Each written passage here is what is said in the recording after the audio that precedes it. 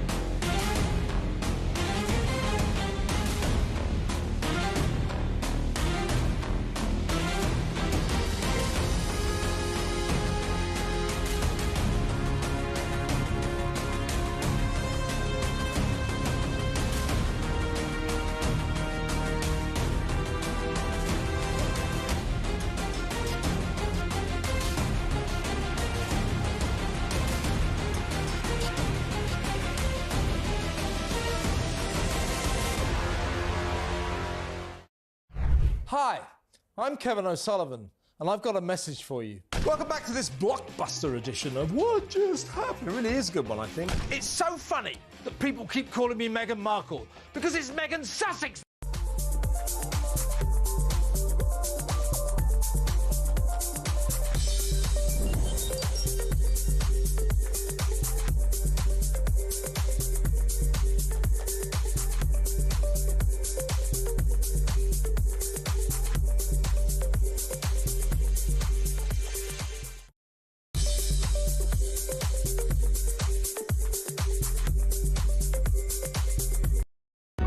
Across the UK, on DAB+, on your smart speaker, on your smart TV, and on your side.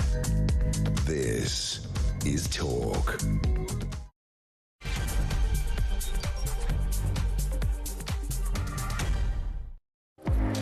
Hello there, it is Petrie here with you through until 1 o'clock, and coming up at midnight, of course, it is the phone-in. And I wanted to address what Nigel Farage said that was in all of the papers today. Britain is facing societal collapse. That's what he says. He's pointing to crime, disorder, but for me, he's painting a sort of post-apocalyptic, I can't even say it now, apocalyptic view of the UK. But is that the Britain you recognise? Because I don't think it is the Britain that I recognise. So I'd love to hear from you. And before you say, oh, it's because you live in a posh area. I don't live in a posh area. I live in Shepherd's Bush in West London. It's one of the most diverse areas in the country. It's the biggest council in the country that has the most people on benefits and on school lunches paid for. So it isn't a rich, posh area. I live very close to a very large council estate, one of the biggest council estates in the country. So it is not posh, but it still isn't the Britain that I recognise. So I'd like to hear from you if you believe that Nigel Farage talking about Britain as facing societal collapse, if he is on the money as far as you are concerned. Give me a call, 0344 499 1000. You can text me as well, 87222. and put the word talk, and that comes through to me in the studio. So that's what we will be talking about at midnight. Before that, let me tell you that Kevin Schofield will be joining us to go through the newspapers for Wednesday. And then Johnny Hearn will be here. He's going to be talking us through some movies. And Phil Dave as well will be joining us to talk through some tech news. But first, of course, that breaking news, Ozzy Osbourne has died at the age of 76. A statement from his family said, "It is with more sadness than mere words can convey that we have to report that our beloved Ozzy Osbourne has passed away this morning. He was with his family and surrounded by love, and we ask everyone to respect our family privacy at this time." He was a maverick. He was a legend.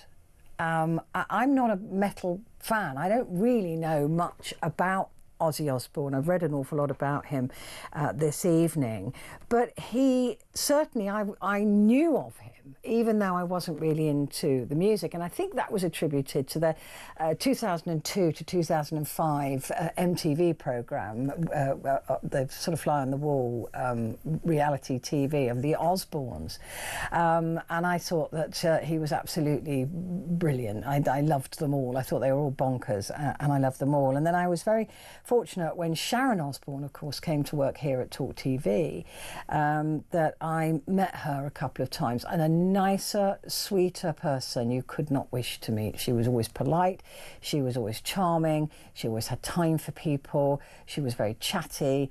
I think it helped that I had a small dog with me. I had my dog Bailey with me, who's a Shih Tzu, and she had Shih Tzus.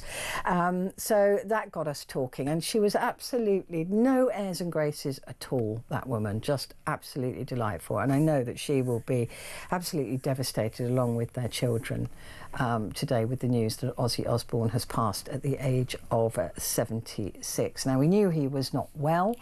We knew that he had a form of Parkinson's, but the form that he had was Parkin 2, which was something that he could live with. It was something that could be, like I said, live with. It always was going to be a bad outlook for him. It was always going to be degenerative and get worse. But he still, a couple of weeks ago, was on the stage in Birmingham singing his heart out, and people who saw him there and heard him there said that his voice was a lot more powerful and his presence was a lot more powerful than they thought it would be. So he still had it, and how amazing it is that he got to do that final concert as well. Well, like I said, I'm not an expert on Ozzy Osbourne or on Black Sabbath, but joining me now is a super duper fan who does know so much more than I do, Ian Danter, who you'll know from TalkSport. He's a presenter and, of course, a Black Sabbath fan. Thank you for joining me, Ian. It's really good to see you. How important was Black Sabbath on the music scene? Utterly vital, I would say, Petrie, because it ushered in what we came to know as heavy metal. Because after the flower power era of the late 1960s, what the members of Black Sabbath, including Ozzy, did was they wrote and sang about things which were more real to them, because they all grew up, the four members of Black Sabbath, in Aston, post-war Aston, lots of rubble everywhere, you know, where bombs had hit during the Second World War. And that sort of desolate scene that they grew up in was reflected in the music that they came up with. They were originally called Earth. They changed their name to Black Sabbath, which was after a Boris Karloff horror movie.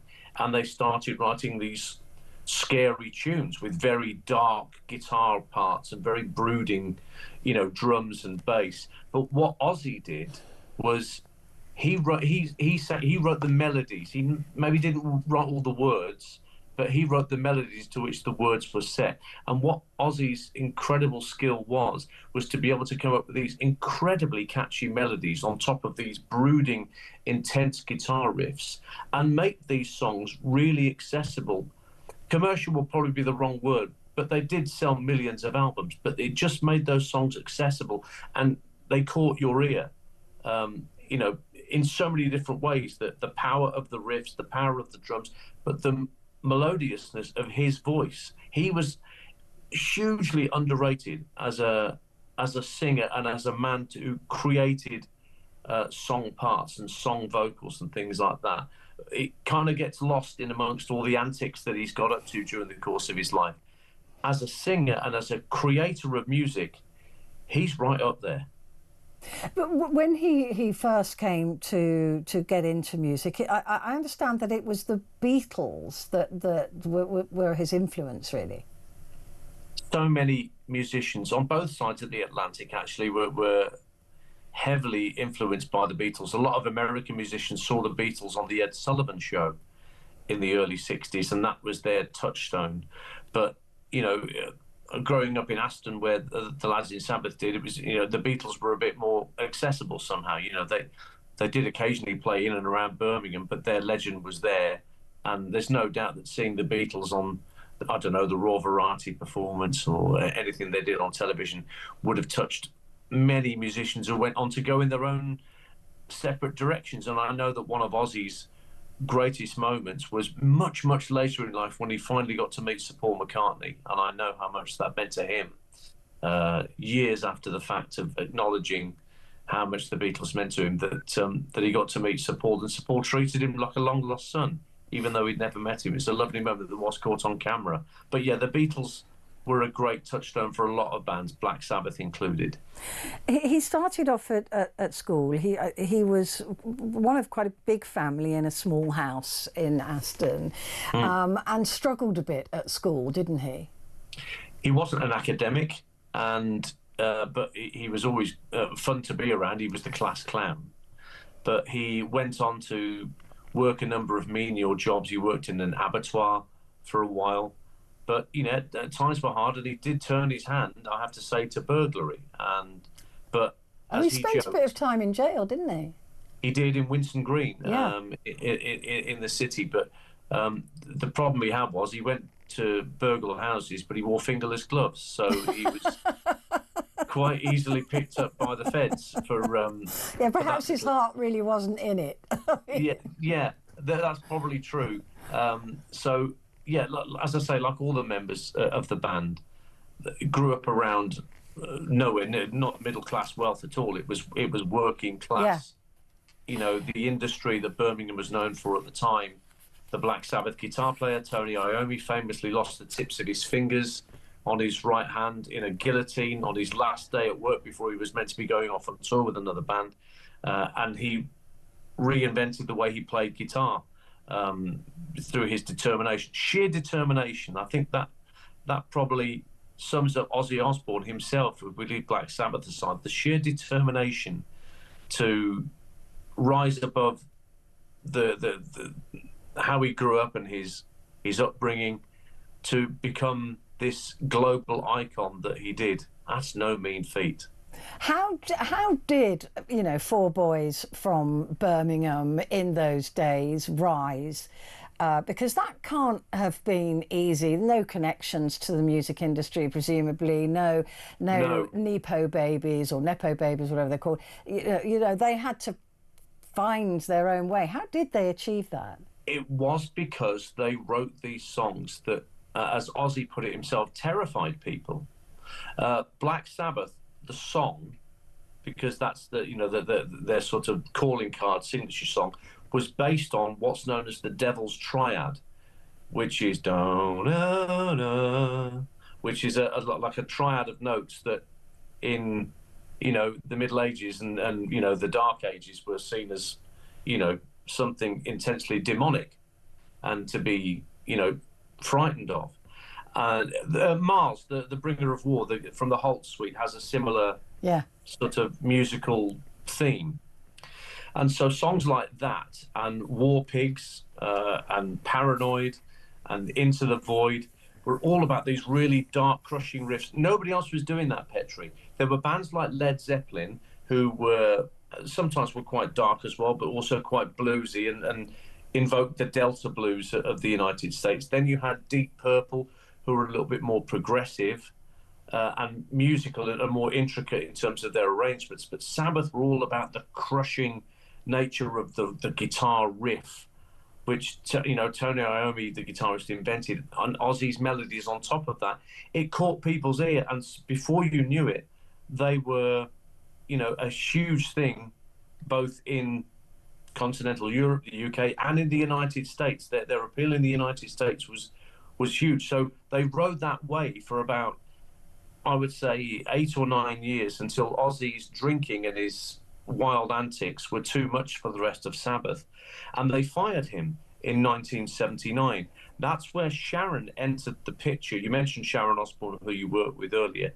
She was the Black Sabbath manager's daughter, and she was dispatched by the Black Sabbath manager to go and get Ozzy from this hotel he was in Beverly Hills, where he was been sacked, and he was drinking himself into a stupor, and it wasn't a good thing at all. He was abusing himself with alcohol quite badly.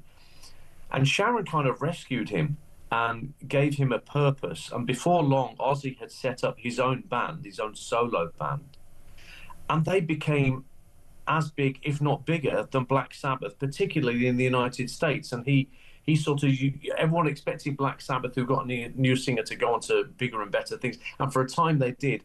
But as the 80s progressed, Ozzy just became this huge global superstar. He had countless hit singles in the charts, kept threatening to retire, loads of times, but never actually truly did.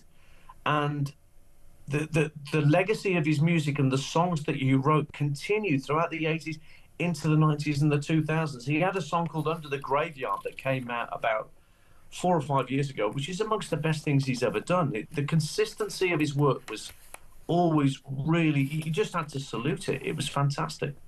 He was really charismatic, as we say. There was a part of why his music was successful, not just because of the music as well, because he was the ultimate frontman, wasn't he? I mean, he was always, there's the stories about him, accidentally biting the head off a bat and having to have loads of rabies injections, I understand, afterwards, because he thought it was a rubber bat. And that's correct. He was on stage in San Antonio, and yet this bat gets lobbed up on stage by a member of the audience. He thinks it's rubber. He bites the head off, kind of realizes, and the next thing you know, he also, when they signed the Ozzy Osbourne solo deal with a record company in the States, they did it in a record company office, and Sharon said, let's release 2 doves to signal peace, that we actually mean that we're not troublemakers. And Ozzy promptly bit the head off one of the doves when it landed on him during that signing session.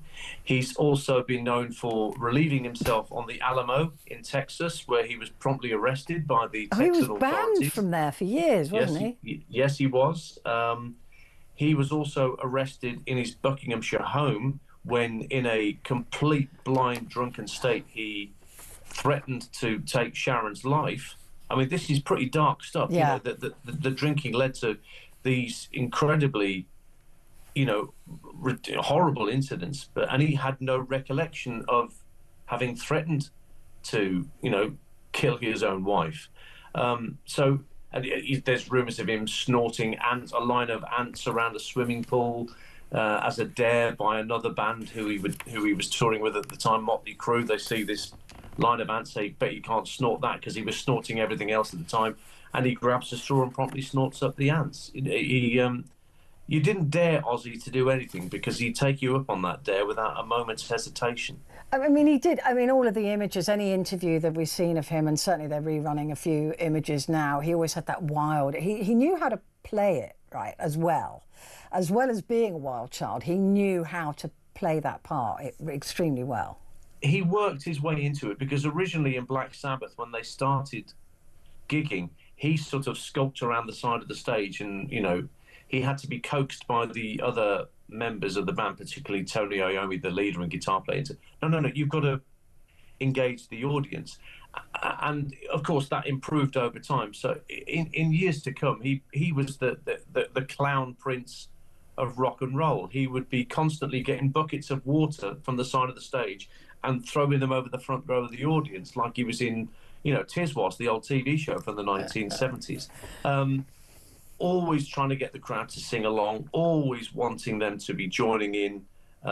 He became a real magnetic presence on stage, and he consistently surrounded himself with really, really talented musicians who got the best out of him, and he conversely got the best out of them. It was a really lovely symbiotic relationship he's had with so many musicians, particularly guitar players who he wrote songs with. And there's lots of songs that are going to be played now that will, that will, make people very sad. There's a song that Lemmy, who of course passed away some years ago, wrote for Ozzy called "Mama, I'm Coming Home," which he sang at that Back to the Beginning Villa Park concert that you mentioned, which was only the 5th of July. So what, we 17 days on from that, and he's no longer with us. And that singing that song to the crowd at Villa Park that day was a very poignant moment. I don't know whether he knew that he was on particularly borrowed time at that point. Who knows? Maybe completing that final Black Sabbath show with the original members, you just don't know whether that somewhere in his heart said, okay. Well, it doesn't, as a legacy, it doesn't get much better than that, does it?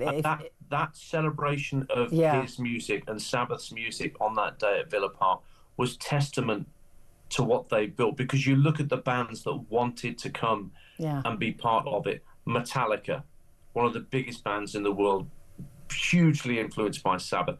Anthrax, Slayer, Sammy Hagar from Van Halen. I could go on. So many people that were there who, without Black Sabbath, they were all tipping their hat going, look, if it wasn't for these guys, we wouldn't be doing what we're doing. It sort of became, it just became this event where people came together to celebrate what Black Sabbath did for the genre of music that I love. I mean, I have no idea. My son was gutted he couldn't get a ticket. He wanted to very much to go and see it. You could have sold Villa Park out 20 times over. There is a film that's going to be in cinemas next year. The event was live streamed, but that whole concert is going to be part of a movie that's coming out next year in cinemas. And I get the feeling that, that film release, when I'm sure John will want to go and see it, your movie guy, John Hurd, will want to talk about that when it comes out, because it'll be especially poignant when that's released. And I think, I hate to say it, but it's going to put extra bums on seats. Yeah, I mean, release, because Ozzy's not here. And the thing is that, as I was saying in my intro to you, I didn't know much about Black Sabbath, although my son is a big fan and he loves all that sort of music. But I knew him from MTV. This is when I got to fall in love with them as a they're bonkers, the whole family. Yes. And that's a credit to Sharon, isn't it, as the manager? She's sort of almost in a sense invented that. Now we see the Kardashians and everybody else doing it, but we always knew as rock fans that Ozzy was funny, because he's so funny. We would read the magazine. Kerrang! Magazine was like the Bible to us rock fans in the 1980s, and we would read whenever Ozzy was in the magazine. Cracked us up, full of jokes, full of fun. So to us rock fans who read the periodicals and knew what was going on, to me the Osbournes as a show wasn't a huge surprise. And in fact, I think our old friend Gary Bushell had done a show on Channel 5, a documentary with Ozzy a few years before, which may have sowed the seed for what MTV then did with the Osbournes. And of course, his son Jack and his youngest daughter Kelly were part of it. Amy, his eldest daughter, did not. She didn't want any part of it, did she? She wanted no part of it, and she wanted no part of this final gig. She eschews the limelight in that sense. But yeah, Ozzy, even though at times it was slightly uncomfortable viewing for me, because he was still on prescription drugs at that time and may have been lapsing. And then he had that quad bike accident, didn't he, which set him back. And he had sort of quite a few issues, I seem to remember, but he was always funny and I think heartwarming that here was this man that had this reputation for biting the heads off creatures and all of that, but actually he was a family guy and he loved his family, and that was really evident that they had a bonkers but loving family relationship. Which was summed up at that Back to the Beginning Villa Park concert, where the DJ Sid Wilson from Slipknot proposed to Kelly Osbourne, Ozzy's daughter, in front of Ozzy backstage at the start of the day.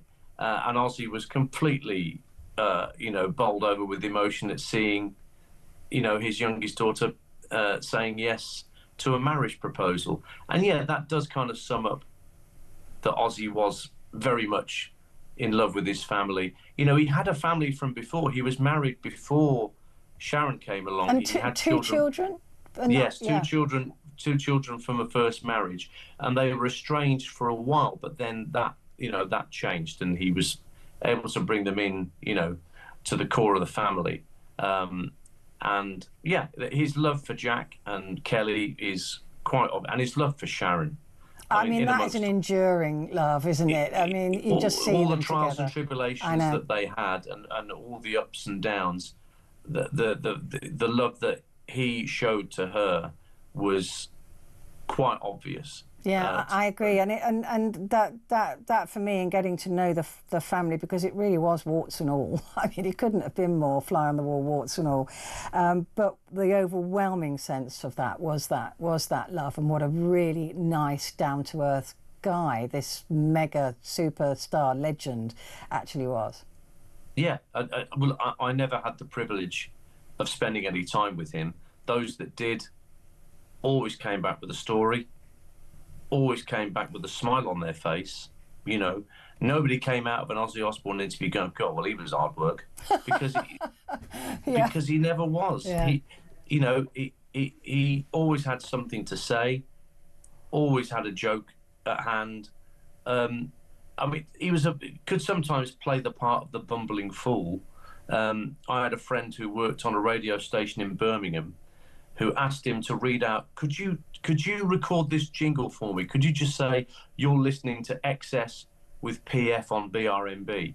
And he had about 30 cracks at that line and got nowhere near it. And they ended up using the last time he tried it, where he gets it all wrong and swears like a trooper.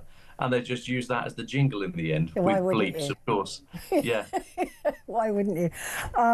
Thank you so much for painting those images for me, and because I knew that he was special. I felt he was special for a different reason, but it's so wonderful to hear you talking about this man, this legend, Ozzy Osbourne. Ian, thank you very much indeed. Ian Danton, TalkSport presenter and Black Sabbath fan. And that news, Ozzy Osbourne has died at the age of 76. Quick break, back in a sec.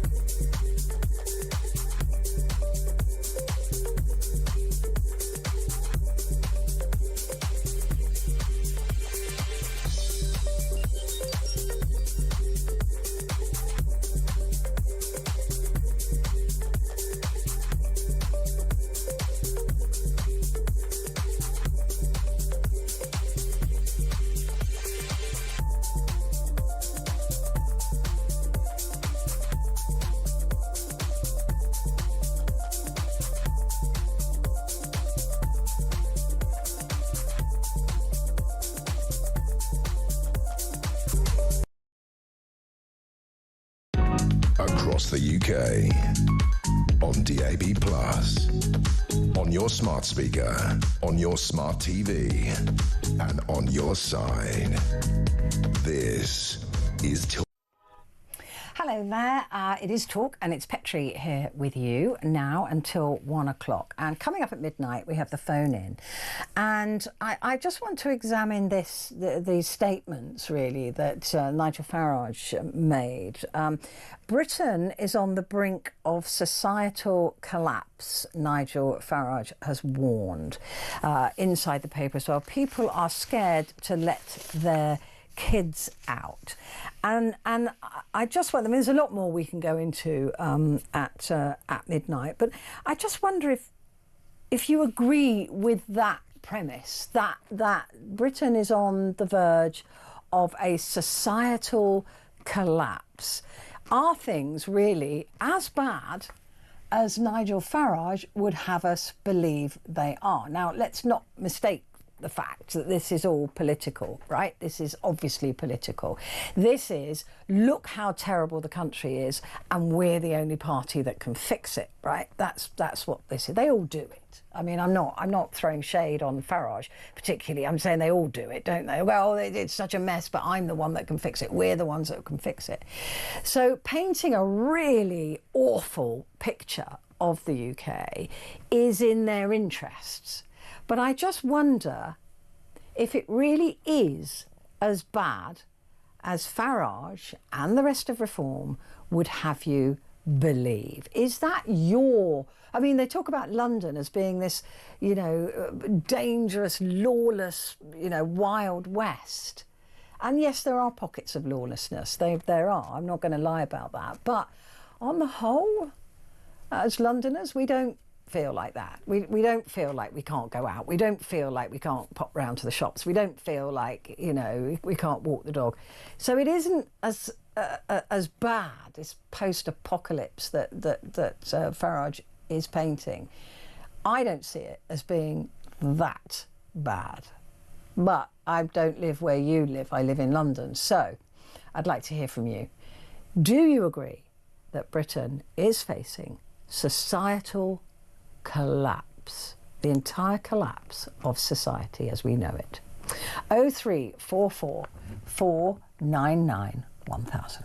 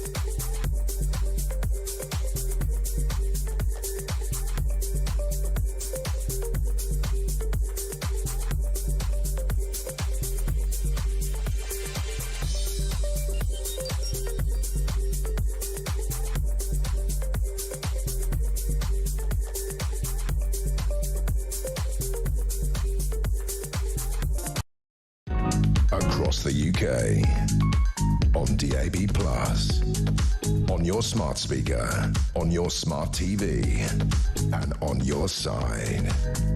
This is Talk. Hello there, this is Talk and it's Petrie here with you, and just a reminder that coming up we have Johnny Hearn coming in to talk to us about some movies, and also we have Kevin Schofield at the top of the hour who's going to be taking us through the newspapers for Wednesday. Now though, Phil Dave, a broadcaster and editor at this station, joins me now, the chic geek. How are you? Good evening, Lady Hosken. I'm fine, thank you. Are you okay? Yeah, I'm very well, thank you. I'm seeing you tomorrow, aren't I? I am, yes. I'm going to be behind the glass tomorrow. Yeah. Yeah, probably Shouting, best, really. shouting orders at me. That's what's going to happen. It's going to be so much fun. I can't wait. You'll be in control. Get ready of to me. be barked at. Finally, he'll be in control of me. That's what he's always wanted. Right, let's talk tech. This story was really quite extraordinary, wasn't it? Babies born with the DNA from 3 people in the UK to prevent a devastating illness, a mitochondria illness. Yeah, look, I know full well that this is a few days old now, so you might have already heard this, but I just haven't had the chance to discuss it with you. And I knew that next time we got to discussing technology, I wanted to have a quick natter, because this mitochondrial donation therapy, or MDT as it is fortunately shortened to, which means I don't have to say that too often, has led to the birth of around 8 healthy babies in the UK, and each of which are carrying DNA from three people. So the nuclear DNA from both parents and the mitochondrial DNA from a donor. And before anyone starts getting too upset about this is approved on a case-by-case basis, and it has been since 2015. So don't think this is going to become the new norm just yet. But it's interesting to sort of know that the technology behind it is actually in the news. And what they're saying is MDT replaces faulty maternal mitochondria that sort of often causes severe or even, dare I say, fatal diseases, possibly affecting the brain, the heart, muscles, and other organs. So when I first read this, I thought, oh, gracious me, this is people playing God. This is awful. What on earth are we doing? How is this allowed? And then actually I read the details behind it. I thought, this is amazing, because if this is done properly and can become the new norm, then there may be certain diseases that we can get rid of. Yeah, we can completely eradicate them. And why wouldn't you? I mean, like you said, I read into this as well because you and I share the fascination with science and medicine coming together in this way, this sort of very technical way.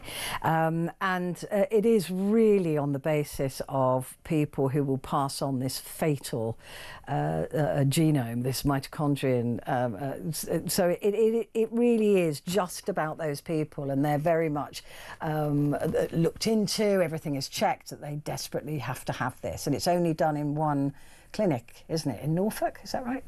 Yes, led by, well, the actual I believe that sort of it's a combination, but led by Newcastle University. Oh, it's Newcastle. But the thing that crossed my mind as well is that, because I could imagine there'd be people watching this and saying, hang on a second, this is for the benefit of same-sex couples and blah blah blah and all of that. But it's not at that stage yet. I dare say it's possible it could be used for that, but at the moment that's not what they're talking about here. But I was also thinking as well, could you imagine how much angst and suffering, and I know that people don't like using the word suffering, so I'm sorry, but in the absence of a better word, certain not only individuals go through, but also their families as well. If they've got someone who has the stress associated with a child or a family member having a life-limiting or a life-altering condition, why wouldn't we use modern science to our benefit and just try and do what we can to, I suppose, as you say, eradicate? Yeah. I don't see any harm in that. We use science and medicine to cure all sorts of things. Why shouldn't we do it at this part of somebody's life as well? Let's have a look now at the UK switches on an AI supercomputer that will spot sick cows and skin cancer. Or is it sick cows with skin cancer? To be perfectly honest with you, I already have one or two sick cows in my family, so it's perfectly possible they could spot those a mile off. But in terms of actually what this is designed for, so the Isambard AI, which is the name of the computer, I think is it named after some sort of scientist or philosopher? Isambard Kingdom Brunel, potentially? Possibly. I know there's definitely some person in history with that name. But what this has achieved, and it should achieve quite a lot for the £225 million it's cost us. This AI supercomputer, which is located near Bristol, and is equipped with the equivalent of 5,400 what's called NVIDIA superchips. Now, to give you some sort of sense of context, you'd expect to find a couple of chips in your average computer, but this is for want of a better term, a whole portion of chips, 5,400 of them. Wow. So it certainly should be pretty blooming powerful. And it's actually, I believe it's ranked in the world the 11th in the world. Now, I know that might not sound very impressive, but when you consider that the UK has never really been at the forefront of technological advances, that's always gone to countries such as Japan, as America, as Israel. All of these countries are the ones that lead the charge when it comes to the development of technology. And yet now we can sort of say that the UK is possibly, hopefully, trying to play a bit of catch up here. But in terms of what it detects, it's pretty blooming impressive. I mean, they're saying that it could, detects all sorts of things, really. Early stage mastocysts, in dairy cows, but actually, sort of possibly more importantly, going on to improve things like skin cancer diagnosis, in particular, which I thought was quite interesting, because I suppose I'm ashamed to say I'd never really thought of this before, but then why would I when you know my complexion, which is that of someone who's pale-skinned? apparently that they are talking about how this could help improve people with slightly darker skin with diagnosis of skin cancer. Of course, the rates are slightly higher because it's hard to detect. Skin cancer, for those who have been fortunate enough to not come across it, presents itself with quite a dark tone. So if you've got white skin, of course, it's going to stand out. But if you have darker skin, then unfortunately, it doesn't show as well and subsequently can be more lethal as a result of it. Yeah, because you won't catch it in time, presumably. Exactly. Yeah. No, totally and utterly. So they're saying that this potentially could help with trying to try and improve diagnosis of that. What I did quite enjoy, though, I say enjoy because I didn't have to pay this bill, but I thought it was interesting all the same. This computer, I wouldn't say that it's powerful. I wouldn't say that it's energy hungry, but it is apparently it draws nearly about £1 million a month in most nuclear generated electricity. So Wow. it's quite costly to run. And they need a lot, and then my understanding is as well with all of these things is they need a lot of water for cooling as well. Yeah, I mean, it depends on what the cooling system is. A lot of the time it's electric based, so it's just fans within fans.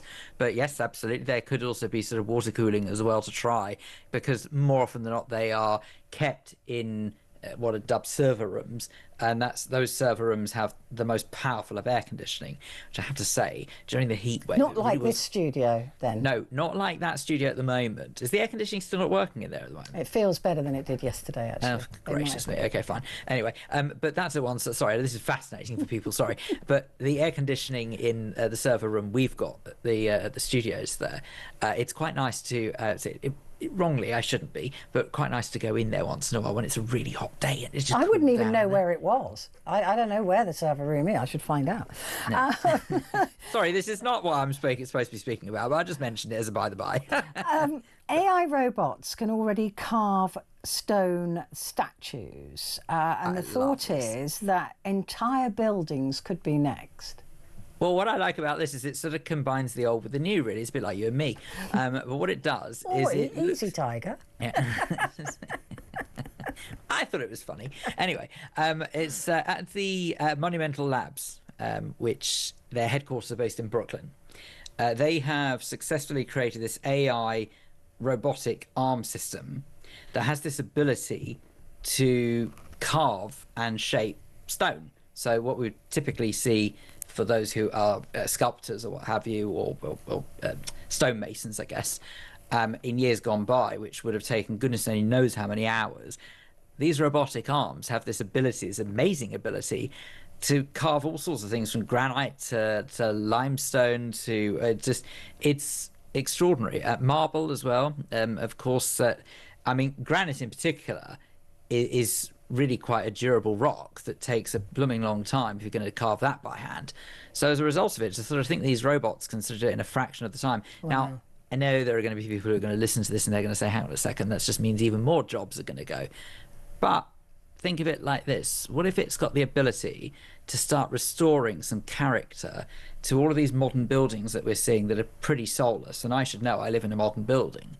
But if there's this ability somehow to en masse produce these carvings and these delightful sort of like additional features that we used to see on great architecture when time was taken to build it, yeah, I say bring it on. Yeah, I mean that you know, the stonemasons, there are very few of them left anymore who can actually do that kind of work, so that would be really interesting. NASA's supersonic X-59 jet that could slash New York to London flight time in half. Yeah, so this is dubbed the Son of Concorde, so that will give you a bit of an idea of the speed. Well, it's a long time coming, isn't it? It is, yeah, but there's an awful lot of factors at play here. They have to consider that if they're going to build another Concorde, if you like, they've got to make it so that it doesn't suffer the same fate as the original Concorde did, which of course is it sort of future-proofed itself to such a degree that it outlived itself. It was just too ahead of its time. It was bizarre. But there are a couple of things to consider. Noise pollution is one of the reasons why Concorde was axed, and another, of course, was that it is quite fuel hungry. So if you think of it like that, it's not the most energy efficient. And in a day and age where we're obviously trying to improve energy efficiency, whether you agree or disagree, that's what the aviation industry is trying to do. In this day and age when they're trying to improve that, it doesn't really seem that sensible to introduce an aircraft that, okay, yes, great, it's as quick as Concorde, well, it might have been, or even possibly even faster. But if it's not going to improve the ecosystem when it comes to air travel, then it probably doesn't make much sense. But this one could be quite interesting. It's made a pretty groundbreaking milestone in recent weeks. It's got a very long nose. I know the feeling. But what it did is completed its first low-speed taxi test. Now, you might be forgiven for thinking, hang on a second, low-speed taxi test? That means it hasn't taken off yet. You're right, but don't panic too much, because actually they're looking at potentially the first flight being later this year. So they have to do these things in stages, and it's very simple. The reason why they have to do it is to make 100% sure that there is, well, I say 100% sure, as near as 100% sure as you can, that there will be no risk to life, when they actually do finally start accepting passengers. Let us not forget, one of the other reasons, of course, Concorde was axed because of that ghastly crash that happened in Paris. Yeah, that was in hideous. France. Yeah. So, I mean, I tell you what, though, you've got to take your hat off to the test pilots, because they really do. Absolutely. That is bravery, right? That is the real deal. But can I just say very quickly, you might be interested to know, you're saying about slash it in half. Basically, we're talking about here 3.5 hours London to New York. Wow. I mean, you'd go back in time. Think about it. Yeah, 5 hours behind in New yeah. York, you'd end up an hour and a half later, earlier in the day. Yeah, that is mind-blowing, isn't it? It's fantastic. Absolutely brilliant. Phil, I look forward to seeing you tomorrow. But for now, thank you very much indeed. Phil Dave, broadcaster and editor there. Stay where you are. Movies next.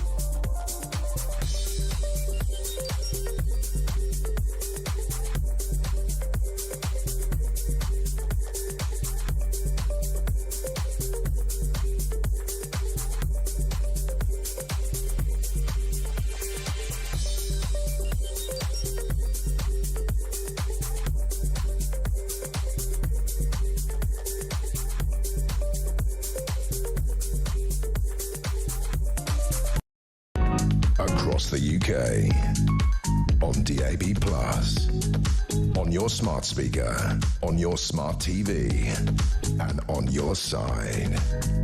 This is Talk. Indeed it is, and I am Petrie, and with me in the studio is Johnny Herm, filmmaker, broadcaster and talk film reporter and Ozzy Osbourne fan.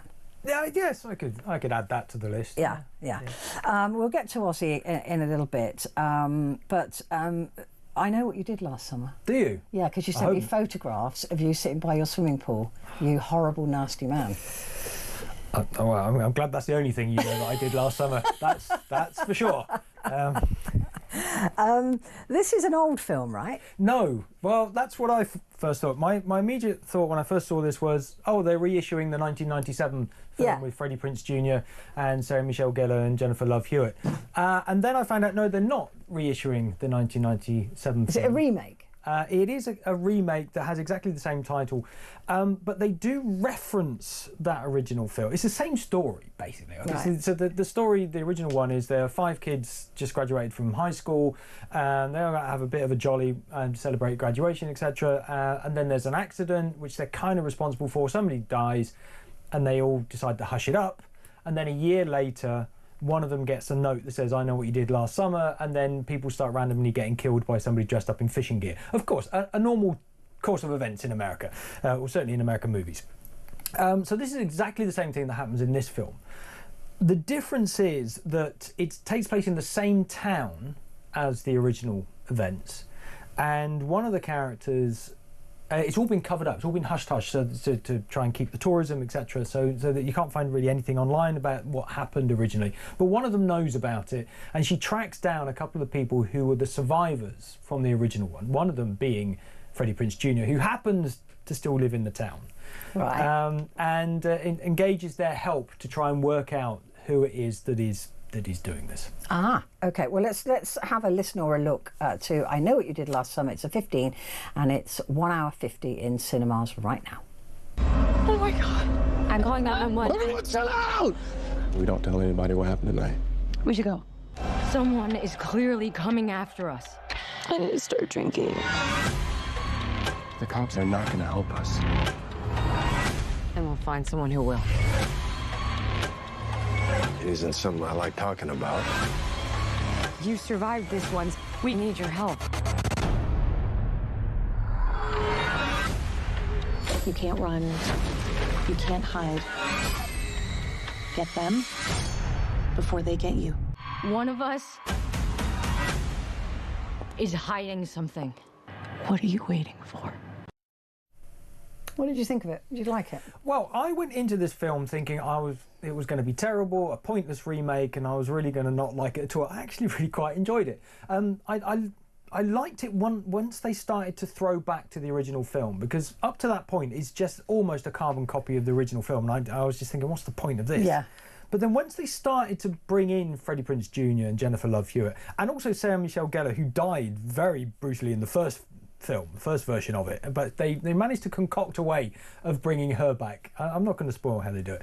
In fact, she's married to Freddie Prinze Jr., so they probably just want to go on holiday together in the town to go and film it.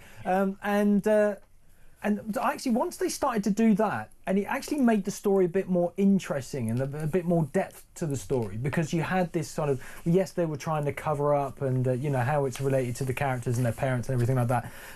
So the second half, I really enjoyed the second half. The first half, I just thought, well, what's the point of this movie? You know, yeah, I've seen this before, like literally seen this before. But the second half, no, it was really good. I really enjoyed it. I mean, at the ending, I kind of guessed who was responsible, because it's fairly obvious if you know this kind of genre movies. Yeah. But no, yeah, the second half I really enjoyed it. So if you know, get through the first half, the second half's great. Okay.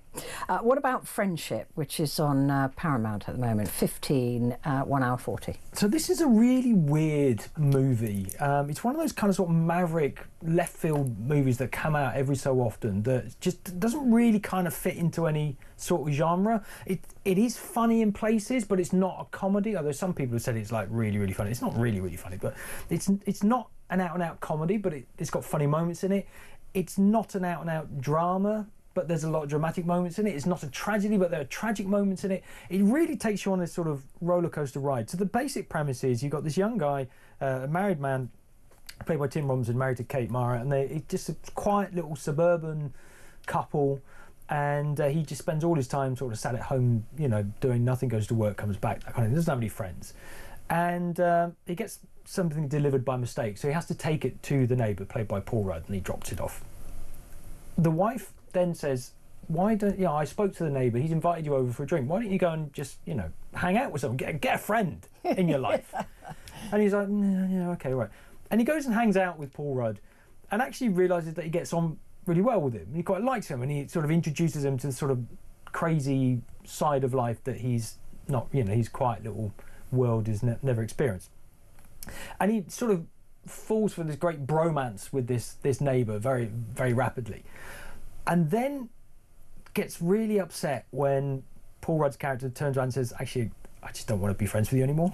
Oh no. And it sends him off into this downward spiral where he just goes crazier and crazier, because he can't understand why basically his only friend in the world doesn't want to be his friend anymore. And the more he tries to be his friend and to prove that he should be his friend, the worse it gets. That's how it gets more and more tragic. It also gets more and more funny, and he ends up, you know, dragging his wife into it and all sorts of things. It turns into a really kind of bizarre movie. So it does sound. I love Paul Rudd. I have to say, I don't think there's anything he's done that I haven't enjoyed. Let's have a look or a listen now to Friendship. It's a 15, 1 hour 40 on Paramount. Honey, the new neighbor invited you over for a drink at 8 tonight. I said you'd go. You don't know my schedule. You sit there every night. Might be nice to have a pal, you know, a bud. Hey guys, this is my neighbor Craig. He's the best. If your love is strong, I can see the future. It's full of pals. I'm on the edge of life, and the view is gorgeous. Look, We had a couple of really nice hangs, but I think it best that we go our separate ways. You all accepted me way too fast. You can't do that. You made me feel too free. People need rules. You should be dead, you psycho! Who are you? Give me a second chance. Get to know me.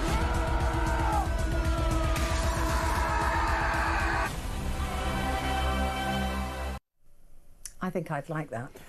Yeah, it's an odd one. It's been getting a lot of positive reviews, and it's one of those films that will grow and it will get bigger and bigger and bigger. And I wouldn't be surprised if come the award season towards the end of the year, this doesn't start getting featured quite a lot in probably the writing categories and the performances, particularly sort of Paul Rudd. I wouldn't be surprised if this doesn't become a much bigger film than you think it would. Yeah. That's interesting. It's good. Let's turn now to Ozzy Osbourne. Of course, it was announced today that he had died at the age of 70. Who would have thought Ozzy Osbourne would make 76? I know. First of all. Well, I expect he didn't. No. I mean, not all those wild child days. But he was also in movies. I was going to say an actor, but is that fair to say? Was he an actor or was he in movies? If you act in movies, you're an actor. He wasn't a professional actor, but no, he did a lot of voiceovers, a lot of kids' films, funnily enough. One of my favourite kids' movies, Romeo and Juliet. He played the faun in that. He was in South Park. He was basically as himself, but playing a different character. He played one of the characters in Trolls. Did he? King in Trolls. Yeah, he was very good at doing sort of kids' animated films. Playing because his voice was just so distinctive, so he did a lot. He was in the reboot of Ghostbusters, and as Ian Danter was mentioning earlier, the film about Motley Crue and the whole sort of sniffing a line of ants by a swimming pool. That's featured in a film called The Dirt, which is about Motley Crue and how they came about. And that scene is in that film. It's absolutely hilarious. And you do really see him sort of with his head on the ground with this line of ants. Do you think he really did do that? I think he probably really did. I think all these stories about Ozzy Osbourne, they're probably true. I think we've got a clip of him in one of these, have we? As in Romeo and Juliet, as the faun. Romeo and Juliet as the faun. Let's play a game. I'm thinking of a movie. It's one word, and it starts with spider. Is it Spider-Man? Oh, you're good. Okay, I have another one. 2 words. The first word is Spider-Man. Spider-Man 2? Okay, who's cheating? Bless him, that was really good. Yeah, he was a funny guy. He was a very funny guy. And you say in the film Dirt, this is about Motley Crue, but he wasn't in it though. No, but it was somebody playing him. Somebody did play him in it. Yeah.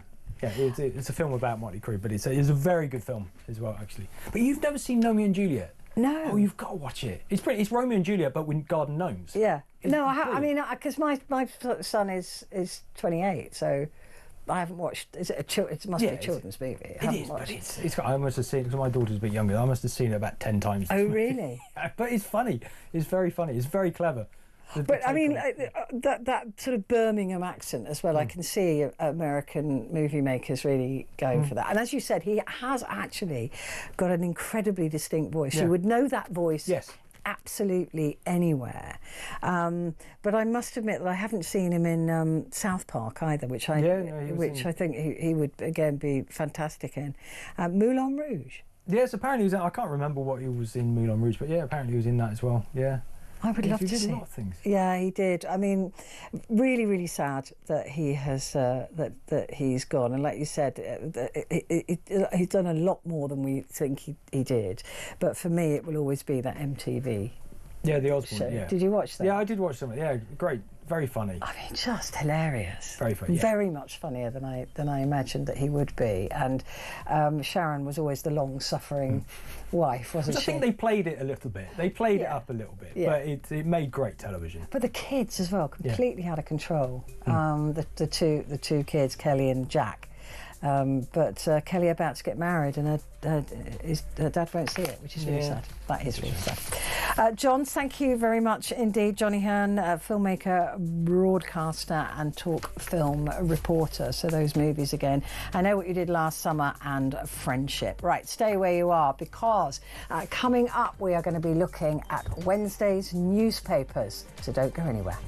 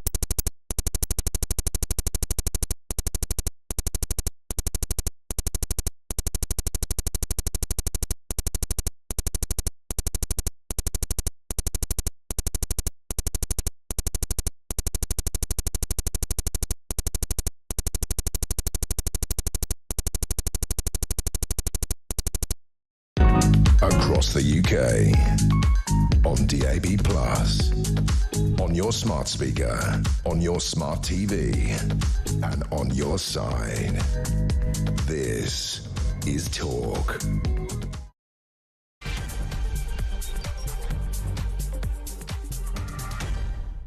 Hello there, this is Petrie here with you and with me, Kevin Schofield, and we're going to be looking through the newspapers. Hello there, Kevin. Now, just before we go on, were you a fan of Ozzy Osbourne, Black Sabbath? Was that your thing? I've never been a big metal fan, I've got to be honest, so yeah, I'm not really a massive fan. I mean, I admired the guy, obviously, and I saw a bit of the Osbournes. Yeah, I loved that. I was never like a massive fan, no. No, I mean, I was never into metal. My son was in his sort of 15 onwards. He was always into 14, 15. He was into metal, but I didn't. It wasn't really my sort of music. But I think Ozzy Osbourne rose above the music in terms of notoriety. No, absolutely. I mean, he'll go down in the annals as a proper rock legend, and then was obviously reintroduced to, or introduced, I should say, to a whole new generation with the Osbournes, the reality, very groundbreaking reality TV show. Yeah, it really was. Although I was reading an interview with him earlier in which he said he didn't like the fame that came with it. I don't think they could probably have anticipated exactly how massive a programme it became, and that obviously added to he always became as well known for that as he was for his music career. And I suppose it was quite fitting that they had that, Black Sabbath had the reunion gig back in Birmingham 3 weeks ago, one last time. Just pretty incredible, really, that 3 weeks later, sadly, Ozzy has gone, but we know he's been fighting health problems for a while now. Yeah, but I mean, you know, as far as wanting a legacy, and if you could plan it, that's You know, I think he'd be pretty chuffed with having been able to do that last gig and say goodbye, which he did on stage. And he said, "This is it for me now. I'm not going to be doing any more of this." So to have the opportunity to do that and leave on his terms, if you like, I guess. And he died in the UK as well, which he could easily have died in America, but he was over here for that. So I suppose if he could plan it, that's probably what he would have planned, I hope. Yeah, I think so. You know, and the fact that they were back where it all began in Birmingham, all those 50 years ago. Playing at Villa Park, which was his football team as well. Exactly, yeah. They were all from the Aston area, and yeah, you're right. I mean, it is fitting. It was almost as if he knew, you know, that this was coming, and this was his last chance, basically, to get the band back together and put on a show for the fans, and that's exactly what they did, and he could probably die a very happy man. Yeah, I think if you were writing a script, an ending for a star like Ozzy, that would be almost the perfect script, I would have said. Absolutely. I mean, there's no perfect ending, I suppose, but you know, that is probably one of the least worst ways in which he would have wished to go. And you're right, back in the UK, back in his home country, having lived in America for many, many years. So yeah, quite fitting in the end, although obviously still very sad for his family and very sad for all of his fans as well. Yeah, and especially for Sharon, and because they really appeared to completely adore each other. Right, let's move on. I want to just ask you this. It's all over the papers for Tuesday. Britain is facing societal collapse, according to Reform.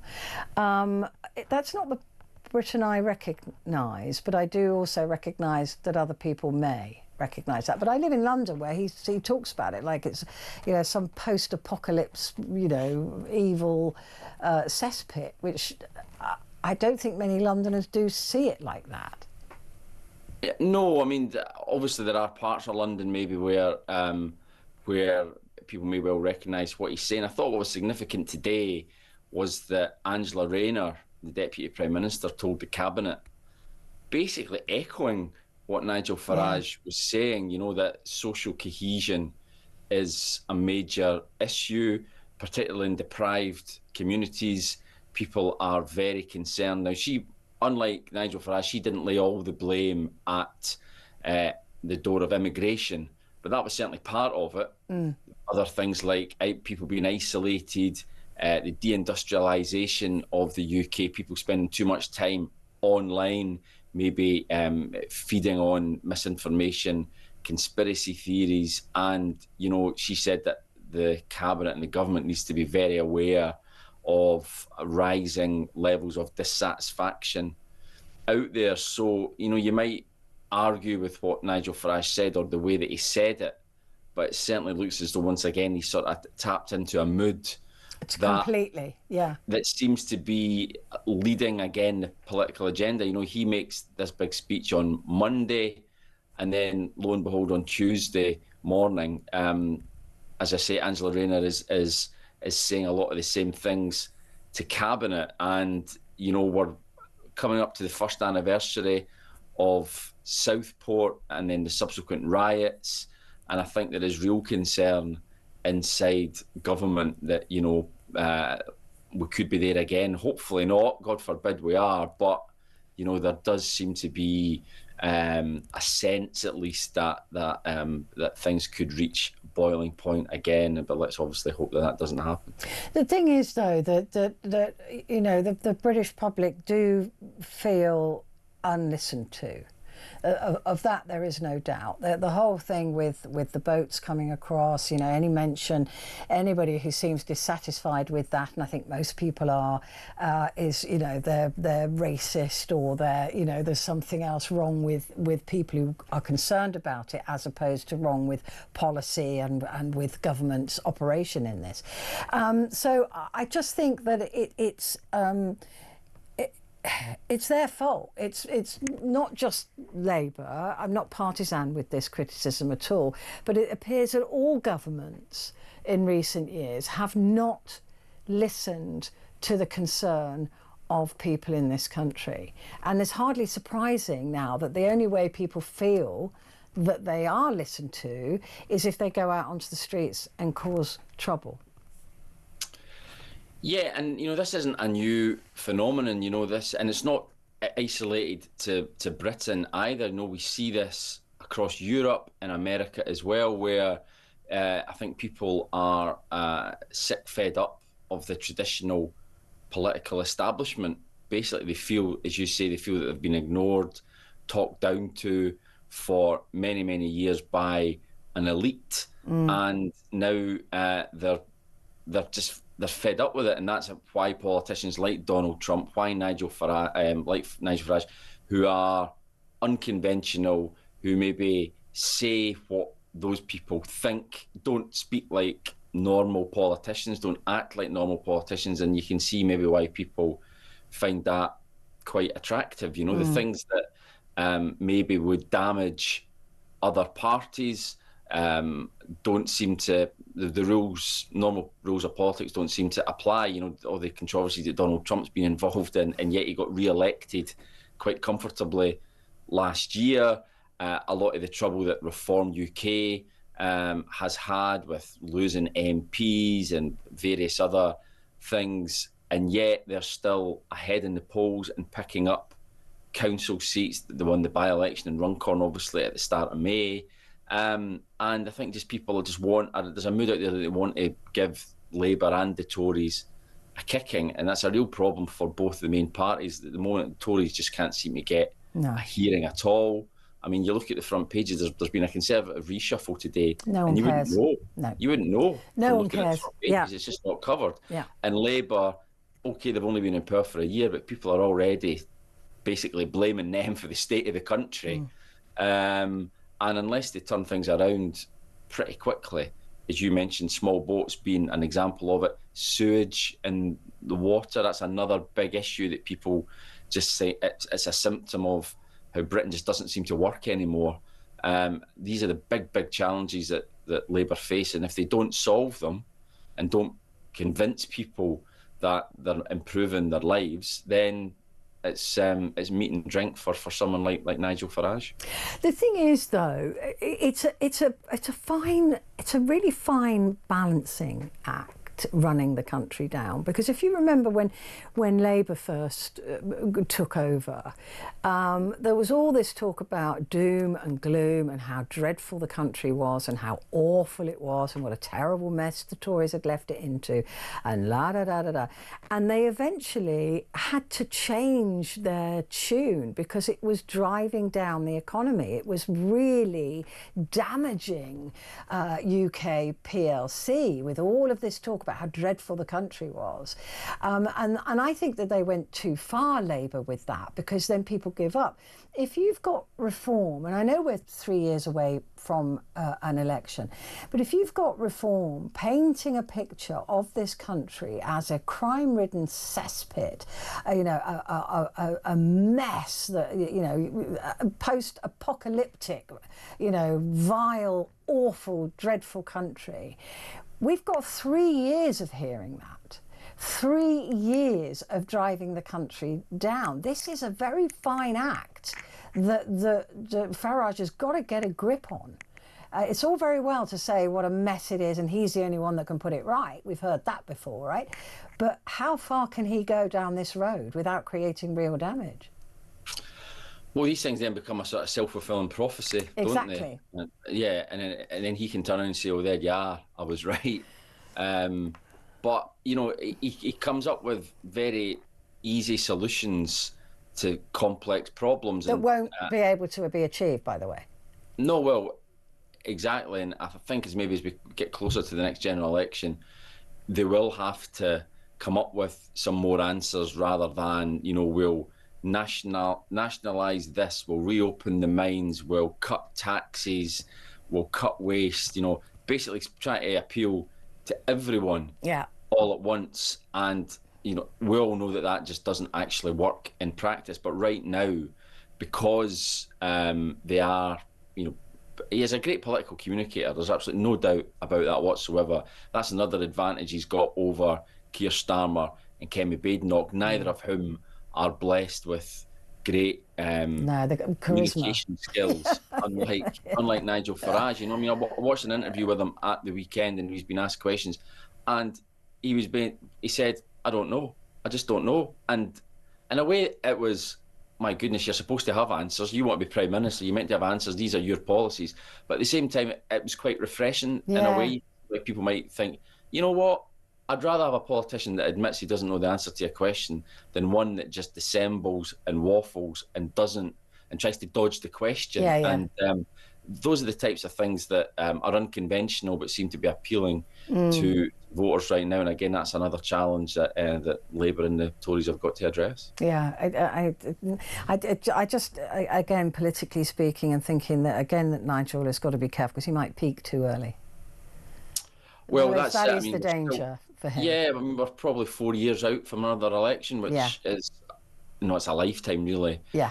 In politics, 4 years ago, Boris Johnson was Prime Minister, riding high on the back of the vaccine bounce. Yeah. If you told anyone then that Keir Starmer would be Prime Minister with a 160-seat majority, you would have thought they were mad. So, you know, anything can happen between now and then, which obviously is what makes politics such an interesting thing to cover. Yeah, it certainly is. Let's have a look at our American paper for Wednesday. We've got USA Today, and the president seeks to roll back gun rules. So Washington, after the Supreme Court in 2022 made it harder to restrict who can arm themselves in public, some states have taken a different approach. There's 5 Democrat-led states who are saying, I can't believe that this is even in the paper because it's so not British, that if you want to take a gun into someone's house, you better get their permission first. But what Donald Trump wants is that you can just do whatever you like with a gun. You can just carry it anywhere and do it like. But it's extraordinary, isn't it, when you think about it, that they're having to go to court to say, look, if you're going to bring a gun into Kevin's house at Sunday lunch, you ask him first. Oh yeah, I mean, we will never ever in this country be able to get our heads around the right to bear arms, and we just scratch our heads at it. I mean, the thought, as you say, of someone coming into your house with a concealed weapon, or not even necessarily a concealed weapon, just walking in with a gun, and or a submachine gun, and they don't have to. They don't have to ask, "Is it all right?" It's just absolutely incredible, and yet, regardless of how many atrocities, mass shootings there are in America, the debate doesn't really shift. No. There will always be people who think there should be gun control, but there will also be probably more people who think in America, well, this is my constitutional right to bear arms. They don't like this. They would see it as governmental overreach if the government tried to restrict their ability to do that. And the debate never really goes anywhere. And no, but even though the evidence is so overwhelming, I mean, like global overwhelming evidence that restricting gun ownership saves lives. But every time there's a shooting in America, they say the only way to stop it is there's bad guys with guns is having good guys with guns. And yet the overwhelming evidence is that is not true. But they still won't budge on it. No, they won't. Absolutely not. It's amazing to me. Well, it is, but again, it is, and it's amazing to me, and it's amazing, I would imagine, to the vast majority of people in this country. But it goes way, way back to the days of the Wild West, doesn't it? And they just see it as their right, and well, it's there to protect them from the government, isn't it? Yeah, actually? Absolutely, and it is an infringement on their rights if they are not allowed to at least be allowed to have guns. You know, they don't necessarily have to take up that right, but they quite like having the right should they wish to exercise it. And the The trouble is, though, Kevin, of course, when this was first written into or amended in the Constitution, we were talking about a gun that probably took about 10 minutes to load. Yeah. And now we're talking about submachine guns with silencers. You know, I mean, it's a very different world. But I mean, like, absolutely. And these are guns that can be bought over the counter, which again is something else that is just blows. Just pop into Walmart, just get into a supermarket, and you can buy guns and bullets, and I mean, it's absolutely. It's quite terrifying. Astonishing to me, it really is. Except in New York. I think New York's a gun-free area. But anyway, the other story, ICE detention sites growing fast in the South. Trump using GOP-led, this is the Republican states, in deportation campaign, because they're lining up to build immigration camps for him. Yeah, absolutely. Yeah, as you say, they're leaning on these Republican states, which are, as we know, completely enthralled to Donald Trump. You know, he says jump, they say how high. And yeah, these detention centres, that Alligator Alcatraz, infamously in the Florida Everglades, is one of them. There's a immigration facility in Georgia, again, which is being built. And these people are being kept in the most awful conditions. Dreadful. You can hardly believe that it's going on in America. No. And yet there seems to be no political pushback, really, for this to happen. You know, he did say in the election campaign last year, you know, he would basically protect the southern border, get rid of illegal immigrants, but he did say the worst of the worst, and actually absolutely. His popularity is dropping now because people are seeing that he's rounding up gardeners and wait staff and you know, families, and splitting them up, and then putting them in these horrendous conditions. In fact, the Mexicans, I believe, that came across the water to help with the flooding were also arrested.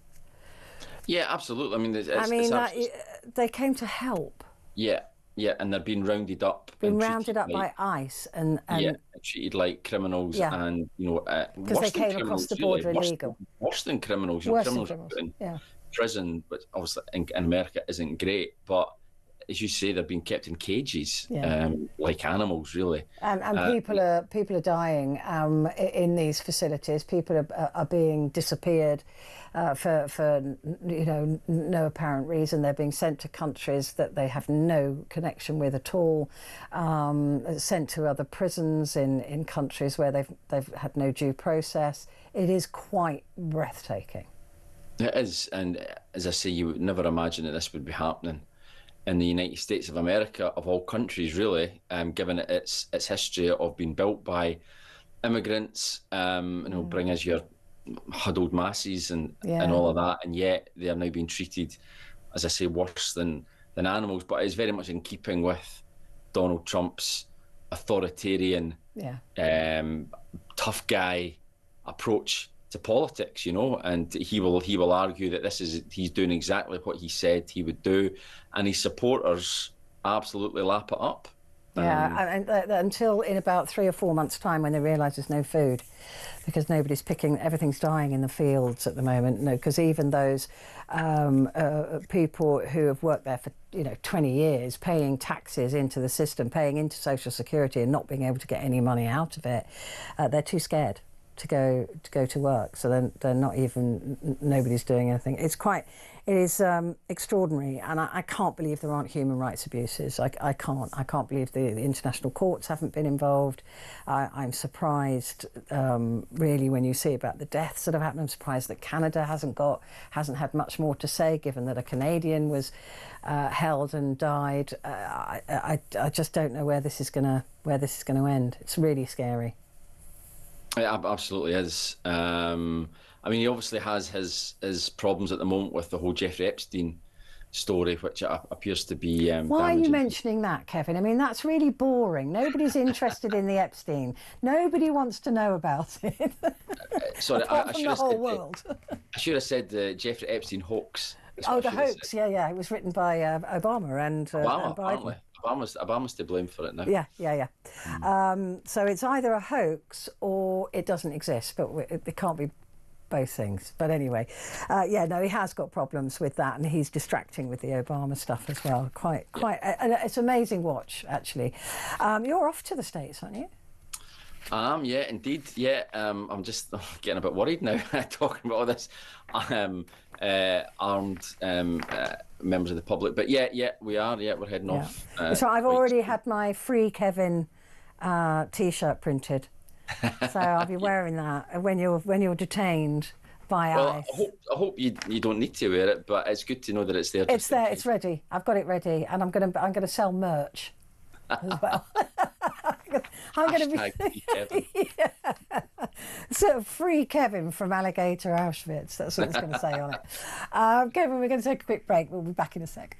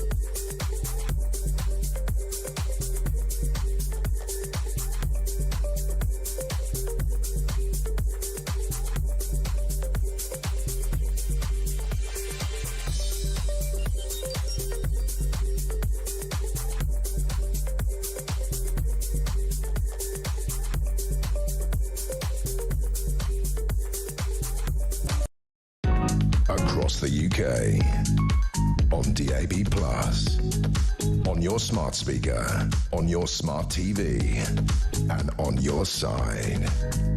This is Talk.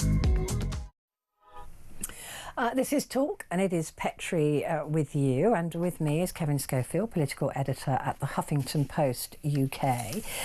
The Sun newspaper, Kevin, an amazing, I mean, this man could take a photograph, I can tell you. Ozzy Osbourne on the front page of The Sun, the wonderful Wizard of Ozzy, legend, wild man Ozzy, pictured there with his wife Sharon as well. He was a national treasure, and I don't think it can be understated, really. That's an amazing photograph. He was a real showman, wasn't he? Oh, he was, yeah, and you know, regardless of all his health issues, he, as you say, could really take a picture. He looks vibrant and full of life, and pretty scary actually on the front page. Yeah. With his black mascara and all these rings and the black hat and that hair, and yeah, a great showman, and of a type that we don't really see anymore, sadly, in music. Guys like that, you know, they're a bit of a throwback now, unfortunately. Yeah, they really are, and really great performers, and almost up to his, as we said earlier, almost up to his final, literally up to his final days. You know, he was 17 days ago, his farewell concert. I think that's what makes this still such a shock. I mean, he was 76. He'd had a litany of health problems, so in that regard, it's maybe not that surprising. And some of them self-inflicted. Of course, I mean, well. His lifetime many of decades abuse, of drinking drink. And also that dreadful quad bike accident that he had, that he then needed surgery for. And I think it was the same year that he had that surgery that he then was diagnosed with Parkinson's. And the type of Parkinson's that he had was called Parkin 2, which was something that you could live with it. It was always a diminishing return. You were always going to degenerate, but it wasn't something that they believed would necessarily kill him.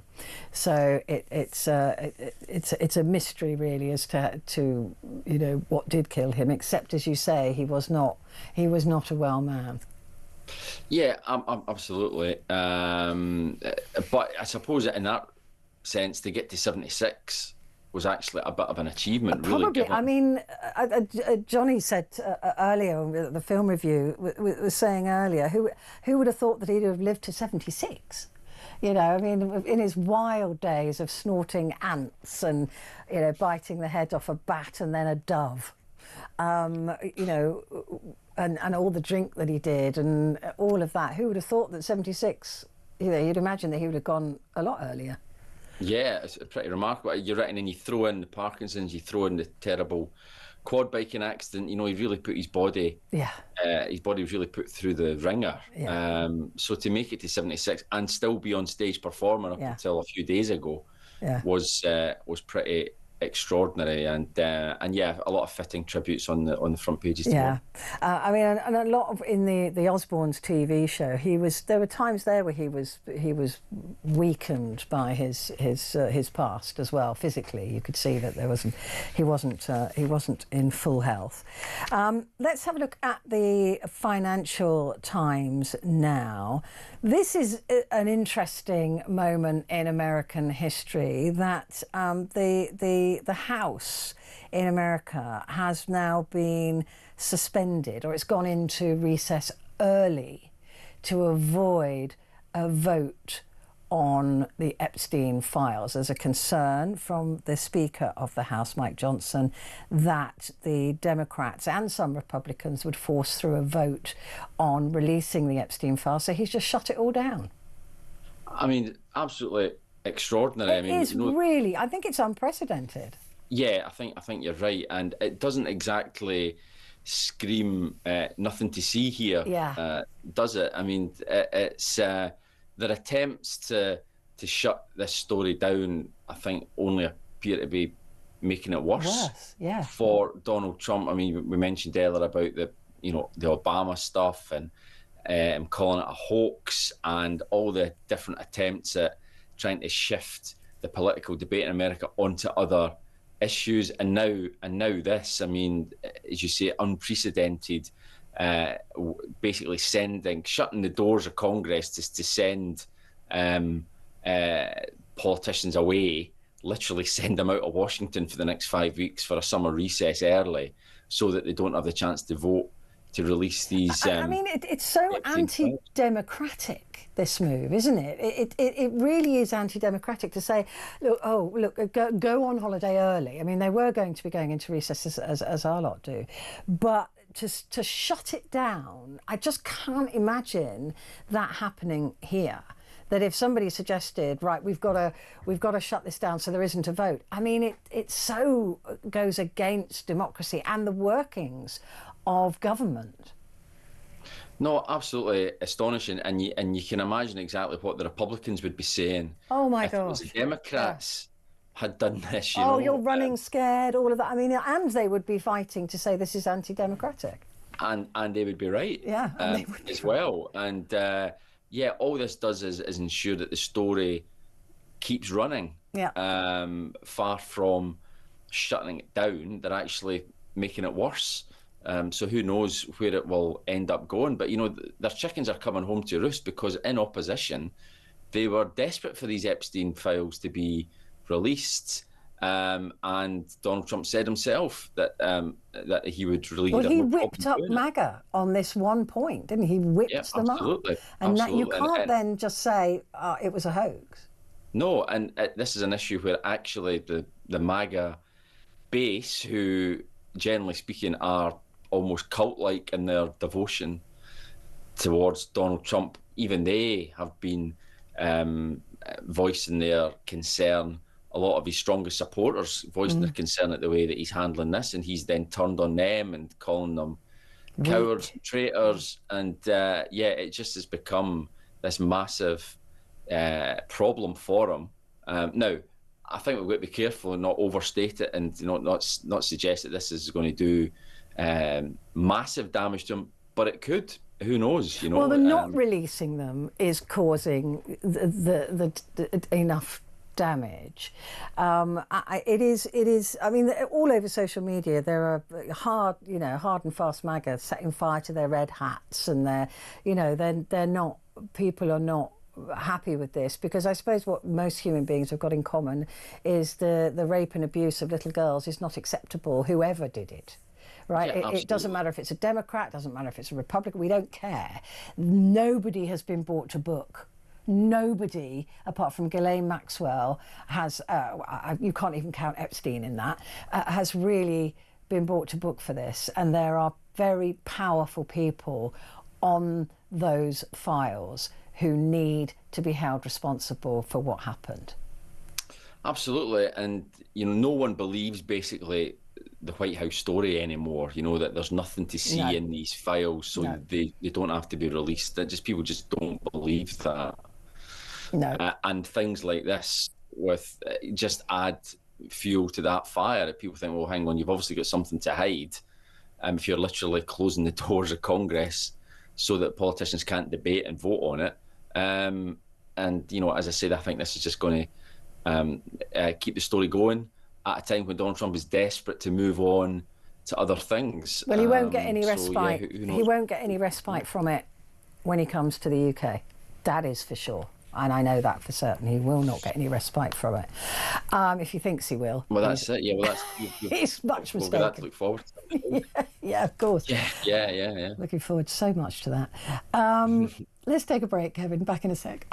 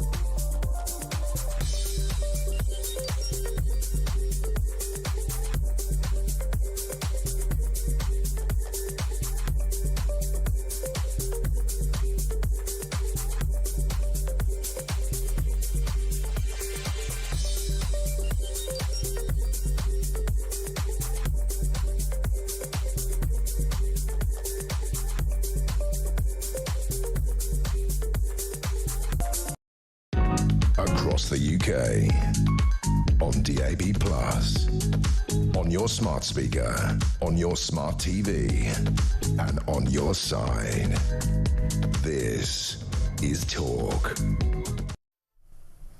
Hello, this is Talk, and it's Petrie here, and with me is Kevin Schofield, political editor at the Huffington Post UK, and we're going through the newspapers for Wednesday. The Daily Telegraph, Kevin, again another astonishing picture of Ozzy Osbourne on the front page, but to the left, a rather more scary story actually. Police take pro-migrant protesters to an asylum hotel where there was already anti-migrant protests going on. What the heck is happening? Yeah, it's an incredible story, this. Now, Essex Police apparently are going to hold a press conference tomorrow to explain the policing of the demonstrations outside this hotel, and it sounds like they've got an awful lot of explaining to do. According to the Telegraph, there's footage of protesters being escorted by officers from a nearby station to the site of the hotel, and you think if there are anti-immigrant protesters there and the police are, for whatever reason, taking pro-migrant protesters to it, then that surely is a recipe for trouble. For violence, yeah. I mean, that is provoking, at least provoking anger from each side of that debate. To take pro-migrant protesters to the site of an anti-migrant protest seems to me to be just throwing fuel on a fire. Yeah, I mean, they've quoted here local residents in this part of Essex saying that the police decision made violence inevitable, and I mean, you would think that is probably the case. Now, the police must have their reasons for it, and as I say, there's going to be this press conference tomorrow at which they will have to explain themselves. But yeah, it does seem on the face of it to be a very strange decision. Now, that the Assistant Chief Constable of Essex Police, Stuart Hooper, says we have a reasonable duty to protect people who want to exercise their rights. So in terms of bringing people to the hotel, the police have a duty to facilitate free assembly. So they say, well, if I'm interpreting that right, that these pro-migrant protesters have as much right to be outside the hotel as the anti-migrant protesters. So the police are just helping them along. But it seems an incredibly foolish thing it to do. just seems to defy all basic logic, doesn't it? And initially they denied that they'd done that, but it was only because of this evidence that was turned up that they're now having to do the press conference. I'd be interested to hear what they say. That'll be the argument that they use, is that these people wanted to go there and we facilitated them doing that. But there's common sense, right? Well, absolutely, and you would think that the police. I know the police number one duty obviously is to preserve life, but it's also to prevent public disorder. Yeah. And this would appear to, as it said in the story, almost make it inevitable that there would be some sort of disorder. You know, they're not just going to. These protesters aren't going to just stand happily side by side, shouting different slogans. You can imagine that temperatures will be very high, and that people will be very exercised on both sides of the argument, and it's inevitably, you would think, going to lead to trouble, which in itself then will put more pressure on the police. So yeah, it does seem a very strange, very odd decision. And as you said, the reshuffle with the Tories, barely anywhere, but there is a nib at the bottom of the page here on the Telegraph, talking about James Cleverly being back on the front bench. I mean, he originally wasn't, of course, because he was up against Kemi Badenoch, wasn't he, for the job of the top dog? But then he backed out. I seem to remember he resigned from that race, possibly because he's planning to be the next leader and knew that this leader would have a hard time. But he's now got a top job, not the top job, though. Not the top job. Year, they had his supporters miscounted. Basically, they thought he was home and hosed and through to the final runoff, and they thought they could lend votes to other candidates so that he would face. I think he wanted to face Kemi Badenoch in the final round, and he misjudged, or his supporters misjudged the numbers, and he ended up losing. So it blew up in his face somewhat. But now he's back. But it is interesting, isn't it? I mean, the Telegraph for years was seen as basically the Conservative Party's it was the Tory graph, wasn't it? Yeah, absolutely. And yet they could barely find any space for a reshuffle on their front page. I think partly as well because it was actually quite a dull reshuffle. You take the James Cleverly issue out of it, and there was really nothing to write home about without wishing to be rude about those who were moved around. There's no household names there, and all the big jobs, the people who were in them originally. Mel Stride as Shadow Chancellor, Chris Philp as Shadow Home Secretary, Priti Patel as Shadow Foreign Secretary, Robert Jenrick as Shadow Justice Secretary. They've all stayed in place. So it was a bit of an odd reshuffle, really. It was a bit, rather. But he's going to be opposite Angela Rayner, isn't he? He's taking on her brief, basically, but not Deputy Shadow Prime Minister, which has been pointed out. He's not been given that. Yeah, they don't have one. Oh, do they not? No, they haven't. They haven't got one, and it's unclear as to who Kemi Badenoch's deputy is, because as well at Prime Minister's questions, traditionally, if the Prime Minister's not around, then his deputy takes Prime Minister's questions, and the Leader of the Opposition's deputy fills in. But what Kemi Badenoch's been doing is it's a bit like on Have I Got News for You? The presenter rotates, so they'll have a different person each time. So to keep them all on their toes, I think. But also it shows that there isn't actually a hard and fast deputy number two. But I mean, there's no doubt James Cleverly is a very good parliamentary performer, and I think it would be pretty box office actually. The first time that he goes up against Angela Rayner at Prime Minister's questions will be certainly worth. It would definitely be worth a watch, wouldn't it? Yeah. The Daily Mail, British Air India families are sent the wrong bodies. I mean, God, on top of people, being bereaved, and then this dreadful situation where you're sent the wrong body. Yeah, I mean, this is an absolutely extraordinary story. The details are astonishing, and your heart goes out to these families, obviously, who have lost loved ones in this terrible air crash. But just to compound that, as you say, they're being sent as the wrong remains, have been wrongly labelled. In another distressing case, it says the commingled remains, as you can imagine what that means, of more than one person were mistakenly placed in the same casket. Oh, God. And they had to be separated. How you do that, I don't know, but it's so distressing because obviously their loved ones want to see them given a proper burial, and they can't, if the remains that they've been given actually belong to someone else. Yeah. It just adds to the agony that they're already just awful. And all of this at the same time as they're looking into why the fuel was switched off, which appears to be the cause of the accident or the incident. Because if it was switched off deliberately, they don't know that. There was some talk about one of the pilots being depressed. There's some talk, there's a lot else going on with this as well. But this is the final straw, isn't it? Just awful. Yeah, just terrible, and great journalism actually to unearth this story. But yeah, it's just dreadful, and these families have already been through so much, and yet their suffering clearly isn't over yet. Yeah, no, awful. Let's take a break, Kevin. We'll be back in just a moment.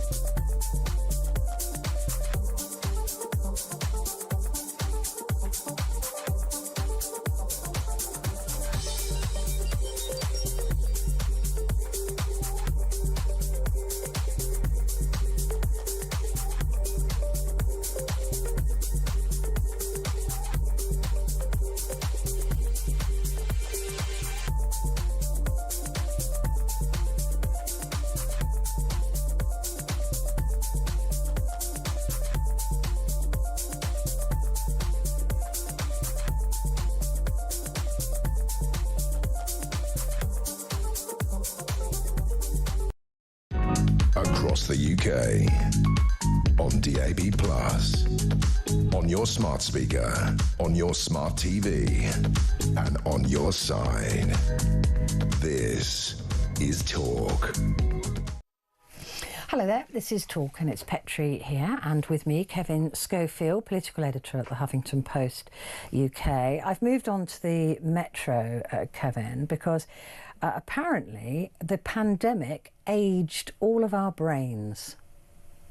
Yeah, even if you didn't get COVID, if you're one of the lucky people that didn't catch it, it just says that the experience of lockdown and all the anxiety and everything that was associated with the pandemic has impacted you negatively. As I say, even if you have not actually had the virus, it has aged our brains. And I'm glad to have found an excuse. It's not just the fact that I'm getting old. It's the pandemic. It's the pandemic. I can blame the pandemic. Mind you, it's only 5.5 months older that our brains. Every month counts, though, Petrie, when we get to our age. It certainly does. I mean, I'm not overly surprised by this finding, to be honest, because I think we're very sort of robust as human beings, that we forget, and then you suddenly remind yourself what we went through. And it was an extraordinary time in our history. It really was unbelievable what happened in this country, what happened around the world. It really, it doesn't surprise me, does it you? No, it doesn't, actually. I still, even now, get quite regular sort of flashbacks to the mad things that we were made to do, and did them willingly. Washing your shopping and things like that.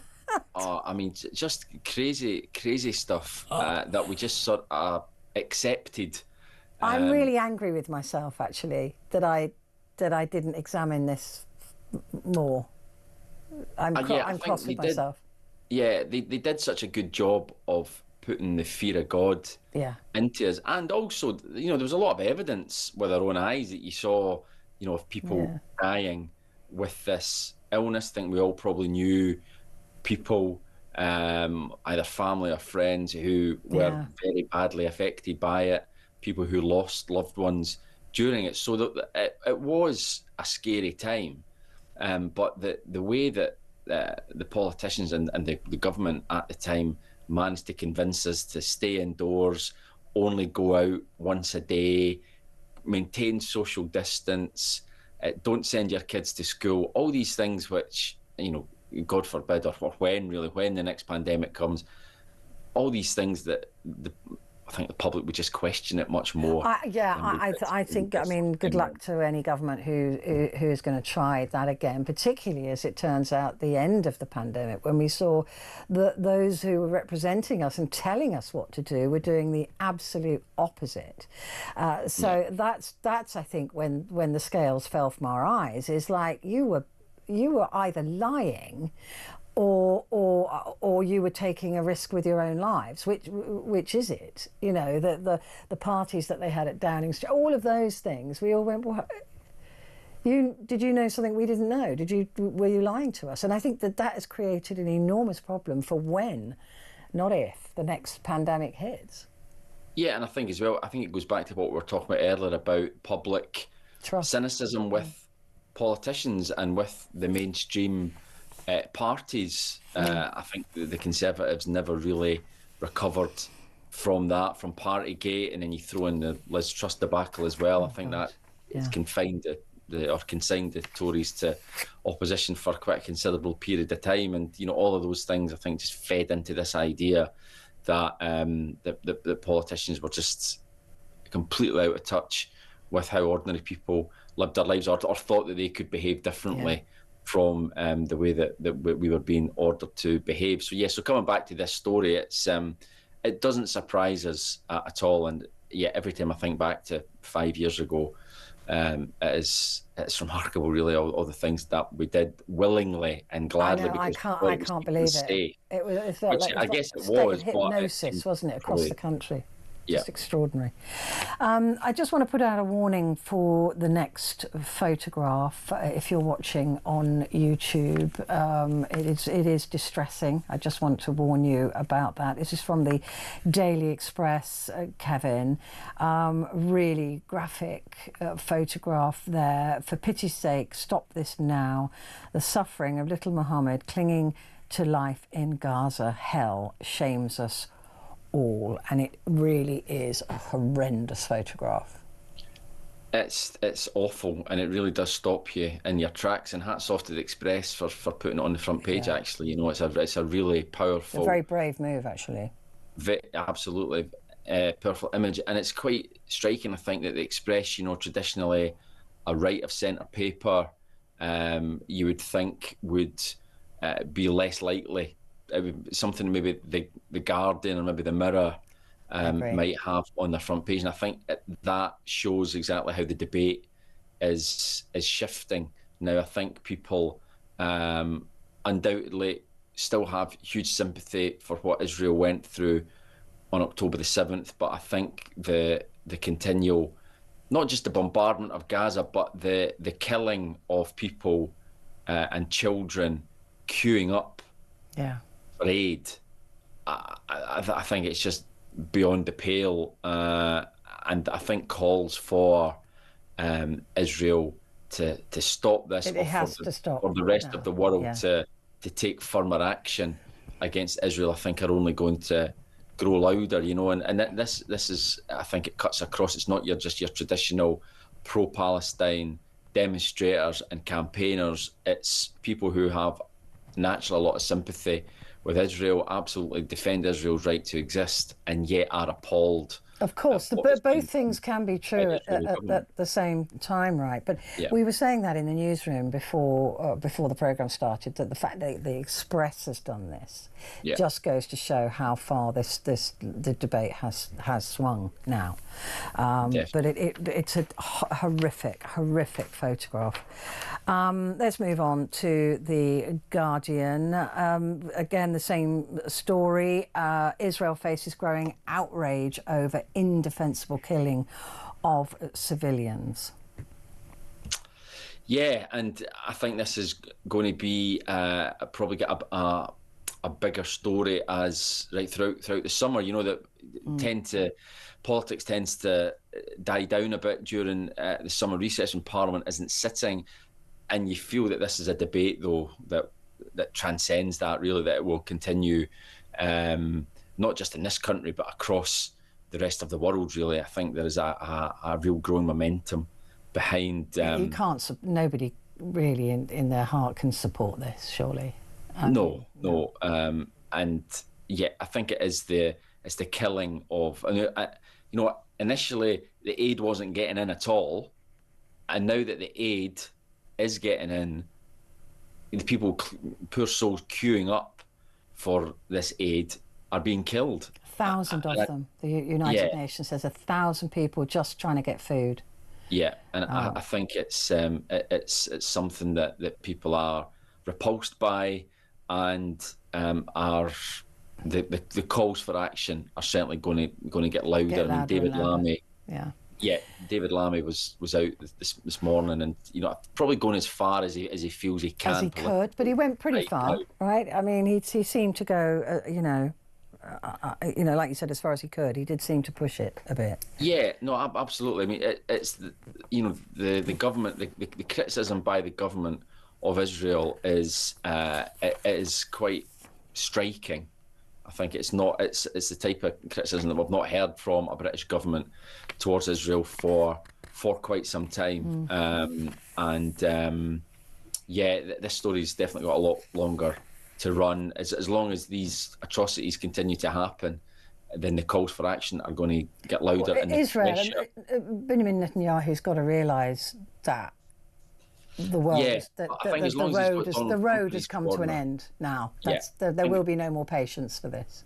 No, there won't be. But I think the key, as ever, will be Donald Trump and the support of the White House. If there's any suggestion that starts to drain away, then that could well be a game changer. But as things stand at the moment, there doesn't seem to be much sign of that. But he'll have to fight his own right-wing members of his government. I mean, and that's the problem. They will collapse the government if he agrees to a ceasefire.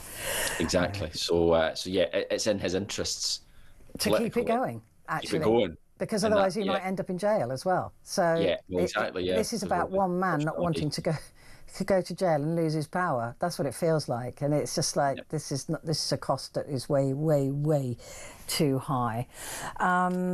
The last story I just want to quickly hit upon with you, maybe not the last one actually, see you on the picket lines. The BMA confirms the strike will go ahead, even though Wes Streeting has said there's absolutely no more money for you.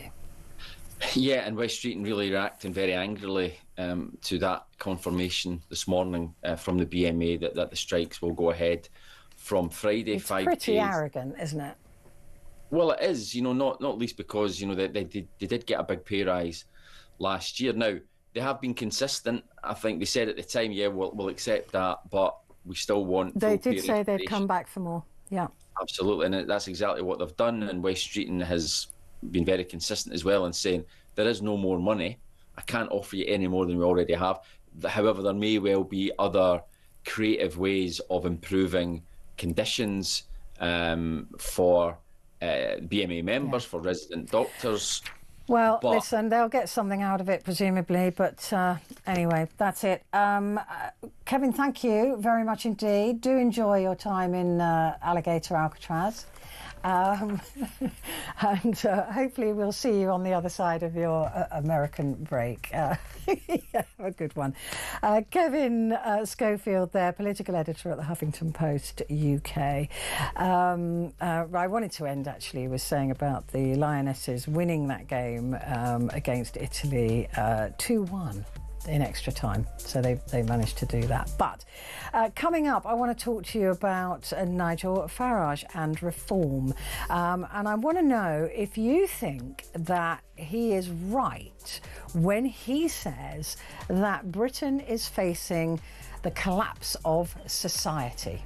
That's just in a moment.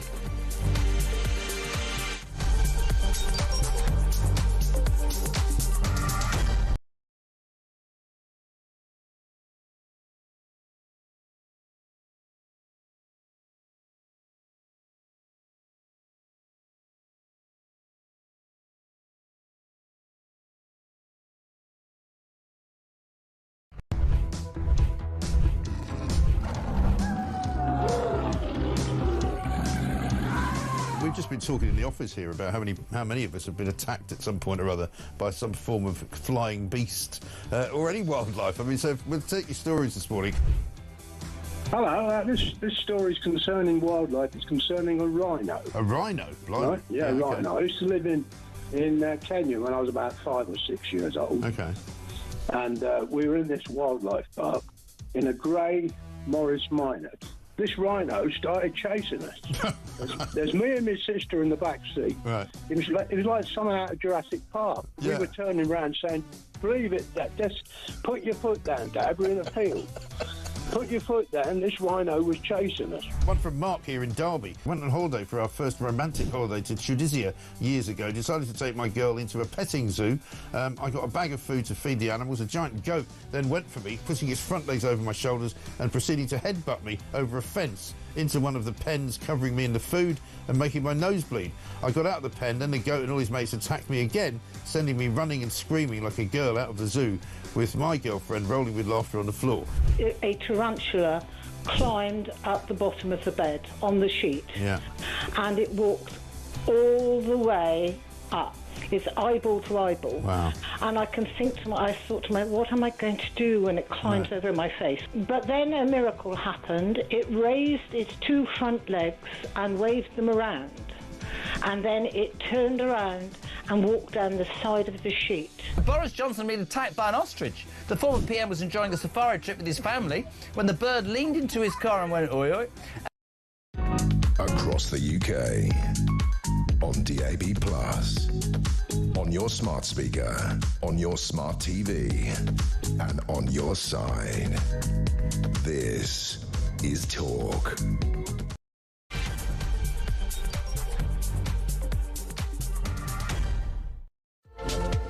Hello, good morning to you. It is Petrie with you now for the next hour, and it's your phone-in hour, so it's your chance to talk back. Dan Hodges, who's written for the Daily Mail, has said Nigel Farage is currently the only senior politician who is seen to be actually speaking for Britain and doing so in a voice that voters recognise. Now, he has said in a big speech that Britain is facing societal collapse. So the collapse of society, is it really that bad? The collapse of society, societal collapse, is that really the way you see this country? Now, I know there are lots of problems, and I know that he's hit on a really healthy vein of people being annoyed, angry, upset with the number of boats that are coming across the channel and people who are getting into this country. There's another story in one of the papers today talking about how people from Pakistan were paying £50,000 for a visa and able to break into Britain that way.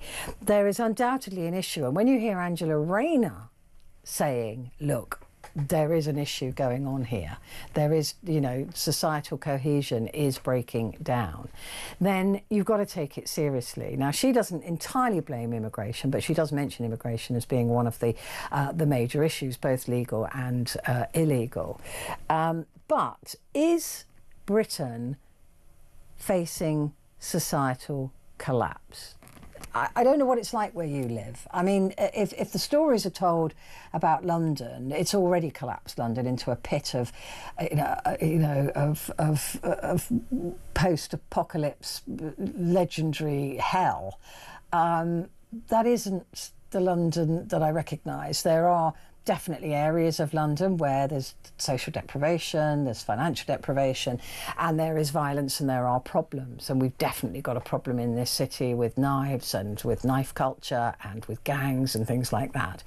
But it is not the whole of London. It is not the whole of society. And on the whole, I think that London, I would say, is a safe city. I wander about in the city. I'm not afraid to go out. And I might not walk the dogs around the park at 2 o'clock when I get home, but I'm not afraid to leave my house. So I just want to try and figure out if it's really as bad as Nigel Farage says that it is. So I'd love you to give me a call and tell me what it's like in your area. Tell me what it's like with you. Do you see the collapse of society? I mean, Labour's already concerned that this will be a summer of riots and protests. And I understand that as well. I understand the anger. I understand that, that you don't feel you've been listened to. That nobody is hearing your voices, and so the only way to get them to hear it is to go out onto the streets, although of course rioting is illegal and you'll get into trouble for it. But I do understand why people are so angry with the situation, and it's more that they're not being listened to about the situation than it is, I think, the situation itself.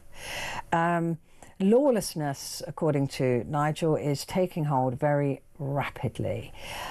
Nigel Farage spoke at a law and order campaign. This was his launch on Monday in London, where he outlined his fears for the future of Britain. Have a listen to what he said.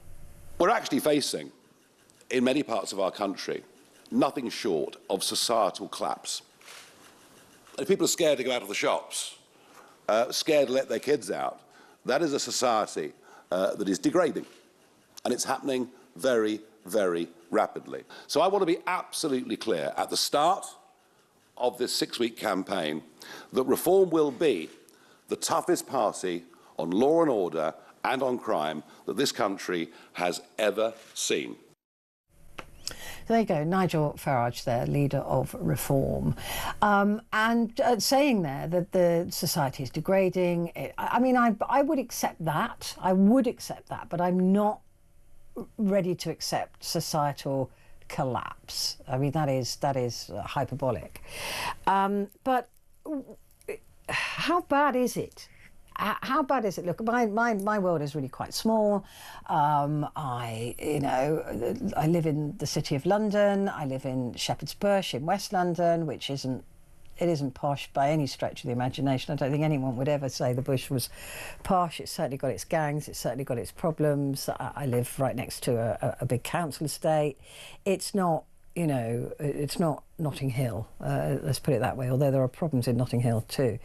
But look, is it really as bad as he paints it? And look, it's politically, of course, what he needs to do. He like Labour did, right?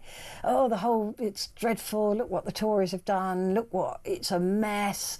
We're in debt. There's a £22 billion black hole, the NHS has failed, the police have failed, everything has failed, it's a mess, and we are the only ones that can fix it, right? That's what politicians do. So it's in Nigel Farage's interest to say that society is about to collapse and that he can do something about it. That's what politicians do. That's not a judgment on him. They all do it. Doesn't matter what persuasion they are, doesn't matter what background they're from, it doesn't matter what party they represent. The Greens are the same, the Lib Dems are the same. You always say that everything is a disaster and they're the only ones that can fix it. But do you believe that Farage can fix it? Look, he's talking about putting up, you know, the Nightingale hospitals that were cost us millions of pounds and were never used. He's talking about Nightingale prisons. I'm not in 5 of them. Well, specifically, I don't know why. I don't know where they'd go, and I don't know how they'd be managed. We certainly don't have the right people to manage 5 new prisons. He then talked about sending prisoners, British prisoners, to places like El Salvador and taking away their human rights. You know, he's never, and let me tell you, he will never be able to do that. It doesn't matter how much you want to believe him, it's never going to happen. A lot of what he's saying will not and cannot happen. But nonetheless, he's speaking the language of people that want to hear this. He's also, of course, blaming one cohort of people for all the country's problems, and that is the immigrants, despite the fact that, you know, the biggest number of rapists, for example, in this country are white men. So I mean and the biggest number of criminals in this country are British-born criminals. So it doesn't fix all of the problems, but it fixes the problem that's right in front of your face. It fixes the problem that you are most concerned about, that you most believe is causing all of the problems in this country, and that is both legal and illegal migration. And look, I'm not naive to the fact that that does cause problems. Of course it does. And if you bring in too many, Germany had it when they allowed 1 million people, 1 million migrants to come in. The change was too quick. It was the cultural differences were too stark, too far apart. It caused an enormous amount of trouble in Germany, and still does. And this is why Germany now is trying to push migrants out of Germany, or at least not make them welcome in Germany.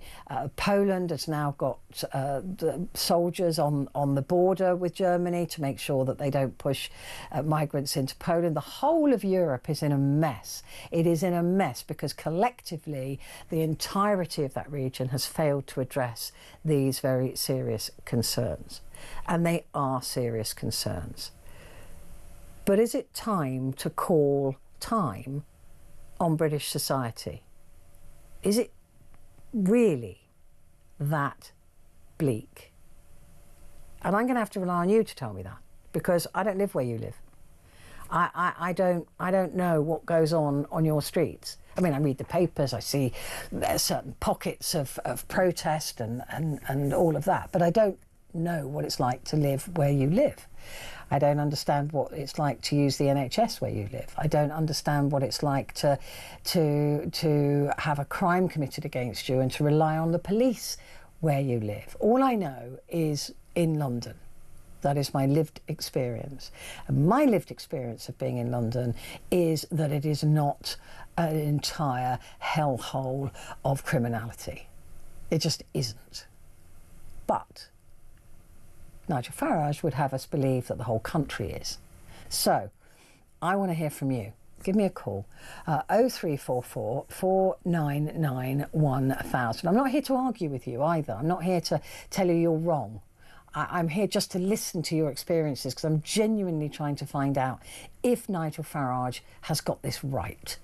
And the only way I know that is from hearing from you from all over the country.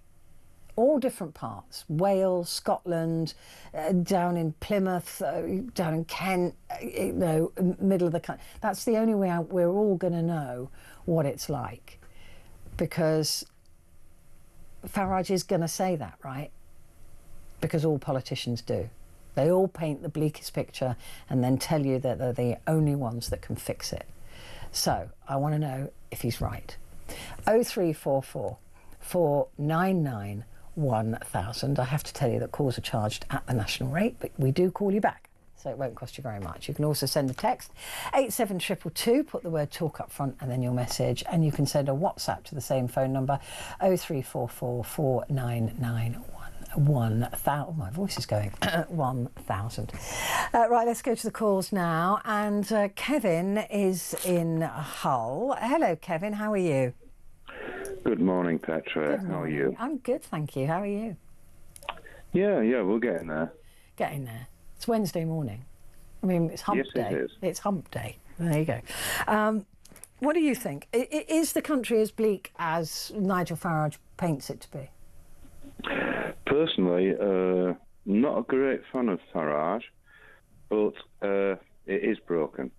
It's not going to be broken, it is broken, and I don't think politicians want to admit that. Well, Angela Rayner sort of did yesterday. Right. I didn't see that. Yeah, she sort of said that, look, it's, there's the community cohesion is on its knees, was basically what she said. Well, that's a nice posh word to say that. But, my wife has worked in NHS for over 20 years. You work in the mental health field, don't you? How did you know that? I got a memory like an elephant. I've got a backside like an elephant as well, to be fair. But anyway. Well... I'm joking. Sorry. I'm only saying that because I know my best friend... I want a second opinion on that. Yeah, I just said that because I know that's exactly what my best friend would have said if he'd heard me say it. He would have said exactly that. So I've been groomed to insult myself now. But anyway, so you think it is... But so your wife works in the NHS, you work in the mental health services, which we know... I work with challenging behaviour. Yeah. And when they say challenging behaviour, that is so mild, and I work just above minimum wage. Right. You get spat in the face, you get poo rubbed on you, you get bitten. God. Yeah, it's a mess. And unfortunately, the company I work for is not English; it's Canadian. Right. So they're just about the profit. Oh, 100% profit, and they make a lot of profit. See, that shouldn't be allowed. In basic health services like mental health, it shouldn't be allowed that there's profit to be made from it. It's the same with what I think about, care homes and things. There shouldn't be profit in that. Yeah, it's not old people rolling them over, changing nappies. It's really on the front. And unfortunately, we've got a lot of them. But the thing is, we can see that there are definitely problems with healthcare, social care, and all of that side of the country. Is Nigel Farage the one to fix it though? Because he thinks just getting rid of the immigrants will fix it. I think the thing is, how can I explain? Nigel Farage, I think. He talks the good thing. And the thing is, I went to work in 1982, and it's always been Labour Conservatives. I don't actually come from Hull. I'm born and bred Barrow and Furness, which we build submarines and ships and all that. The thing is, it's always been one or the other. I think if we ever get a third party in, that could actually break the chain of receptive, we're going to do this, we're going to do that. Unfortunately, I think for Farage, he might take on the country that is already broken, and he'll have a tough job. It's a bit like Obama. Obama took on the country, and there was this big crash of the banks and massive investors and it absolutely plummeted. And I think for his time, he did a good job. Yeah, I do. Unfortunately, he didn't get a second term. If he got a second term... Well, no, he did. He did do 2. He did do 2. Sorry. Yeah. Sorry, I'm not politically... But I think the thing is, he had a really bad job taking over. And I think in his time, he did a good job. And I'm hoping Farage could probably do the same. But what he's going to be left with, we don't know. Yeah. I mean, the concern with me with Farage is that he's very outspoken about wanting to... It'd be, you know, I'm concerned that he gets in on one policy and then we find out that, well, we know this. He's never been quiet about it. You know, privatising the NHS, selling it off to a lot of American companies, privatising the police service. You know, there's a lot of things that you know we've got to be aware of with Nigel's particular style of politics, which he's following the playbook of Donald Trump. Actually, a lot of what he says is exactly what Donald Trump said. Yeah, I do agree with what you say, but the thing is, I don't work in the NHS, but my wife has for 22 years. Yeah. And she actually says, privatise it. Gosh. Oh, but the American system is so hellish. Yeah, she only said the only way to save it is to privatise it. Save it for who? If it's not free at the point of need, it's not saved. But how can I explain? It's already broken. So how do we save it? Yeah, I don't know, but I think selling it off is the opposite of saving it. That's when we no longer have an NHS.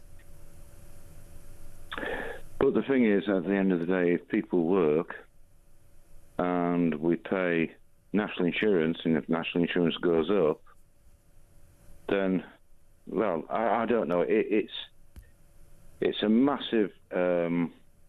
I don't think the NHS will last forever. I don't. I'm with you and your wife on that. I don't think it can. But if it privatises, then we've lost it. There is nothing. We'll go to an American system, which is just hell on earth. Yeah, absolutely. And I agree with what you said the other night about paying national insurance for pensions. What I didn't realise, which you explained very clearly, we pay national insurance and pension, not for us, but for people that are already retired. Yeah, it's a Ponzi scheme, and all Ponzi schemes collapse. And I never knew that. All these years, I've been in work since 1982, constantly, and I just realised it's not what I'm paying in to get out of it when I'm retired. No. What I realised is I'm paying it for people that are already retired. Yeah, and that's why we need to rely on a younger generation to pay our pensions. And that's why the birth rate is the problem. Well, birth rate to immigrants, I don't think we're giving babies out to what's coming in the country. Well, as long as they go to work here, I don't care. As long as they pay national insurance, I don't care. Because we need people to pay. And that's why this is the whole pension scheme is a Ponzi scheme. Because you're not paying into your own account. You're paying into somebody else's. No. And that worries me because, to be honest, my children are all working. And, yeah, why should we... Now they know why it happens, we're paying for people that are retired. Yeah. And my fear is, when I retire... Well, I won't retire, I'll probably keel over working, but what I'm trying to say is, the young ones are right. Why should we pay into something that they're we're never not going to benefit from? Yeah. We're not going to benefit from it. They're already talking about moving the pension age now to 74. Well, I won't reach 68, so... it's just... It's not my problem. Well, I think the country... there's a lot of problems in this country that could be solved with a massive tax on these multi-billion-pound companies in this country, but the government isn't brave enough to do that, and that would solve a hell of a lot of problems. Kevin, always a pleasure to talk to you. Send my love to your hard-working wife. Great to talk to you. I'm going to take a very quick break at this point, but I will be back in just a moment.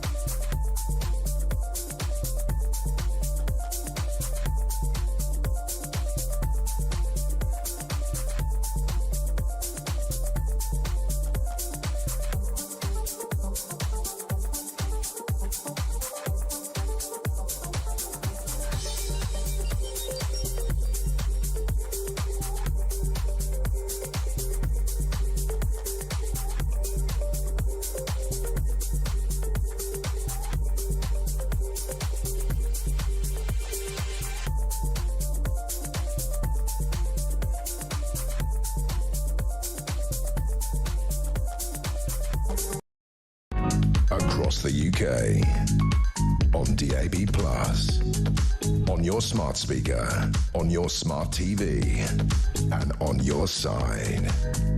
This is Talk. Hello there, this is Talk and it's Petrie here until 1 o'clock, and this is the phone-in hour, so if you're just sitting around and thinking, oh, I've got something to say about that, then why don't you just pick up the phone? It's as simple as that. You just dial 0344 499 1000 and then we phone you back. It's as simple as that, and you get to give your view. What I'm talking about this morning is Nigel Farage, and asking if he's right when he says that Britain is facing societal collapse, that society is on the verge of collapsing in this country. As I said earlier, I only know where I live. I only know London, and I don't recognise the place that is painted by Nigel Farage about London. I know, look, it's not Shangri-La, right? It's not paradise. So there are problems, of course, in any big city, anywhere in the world, and London certainly has its fair share of problems. In fact, knife crime is completely out of control, and our mayor, who is not my favourite person in the world, has done an appalling job, in my view, of tackling knife crime in this country, in this city. But how he keeps being voted, I will never know. I've never met a single person who wanted to vote for him, but there you go. So yeah, we have our problems, but I don't recognise the sort of landscape that is portrayed often when people talk about London, when they say it's a hellhole and it's it's just all lawless and people. It's just that just simply isn't true. I mean, there are areas, of course. There are in Birmingham, there are in Liverpool, there are in Manchester, there are everywhere in big cities, and even small towns.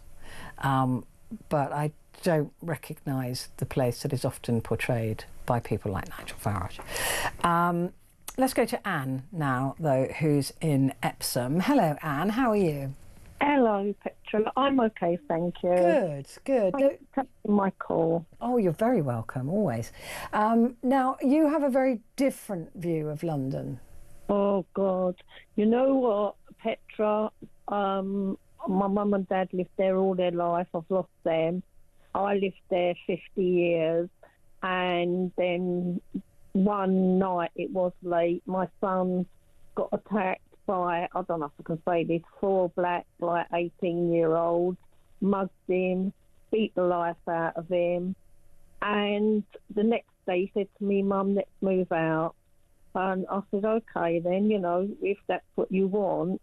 That is London. London, Petrie, is ruined. Do you think so? When was the last time you were in London? Sorry? When was the last time? When did you move out of London? Oh, I moved out 8 years ago. 8 years ago. Yeah, and honest to God, the police come, they wasn't interested either. It's just ruined. It's, you know, you can't walk along with your phone. You can't walk along with a nice watch on because they just back it off you with the machetes. It's ruined. I mean, you're not wrong that those crimes happen, but they don't happen. Certainly the watch stealing. They make the papers because these are rich people being attacked, right, and having their £50,000 Rolex that they're showing off with taken off them. But they don't happen as often as you think they do. And look, I understand the whole mugging thing. You know, I've been attacked in London in Covent Garden of all places in broad daylight. But I mean that was many years ago, and I've spent 30 odd years, if not more, in London, and that's the only bad thing really that touch wood that has happened to me. I mean, I've always found that Londoners, if you ask for help, they'll always help you. You know, there's a lot of kindness in this city. Yeah, you do get some nice, you know, not everyone in London is awful, but the way the police, I mean, you know, they say about the Mayor Khan. I think he's ruined London, by the way. I think Khan has not done enough with knife crime. The thing is, with Khan, the reason he gets voted in, I don't know if he's Pakistani or Indian, is because there are so many of them over here. He's going to get voted in.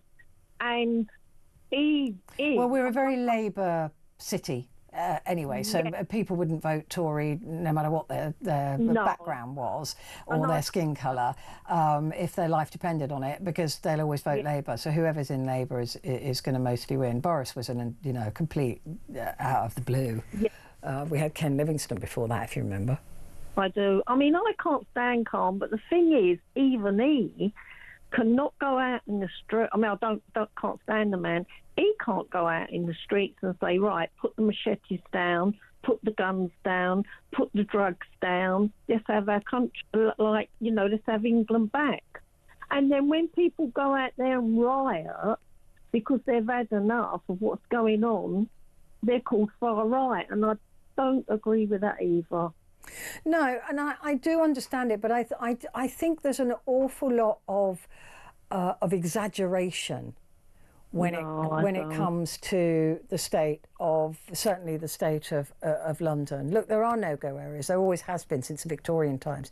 You know, I mean, there's always been areas of London that you just don't go wandering about on your own in. When my son was younger, you know, he could go out.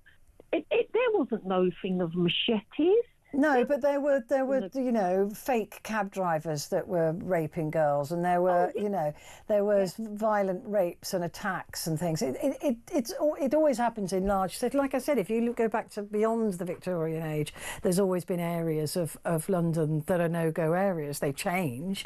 But I don't recognise it when people say, I mean, I understand that bad things happen in this town, right?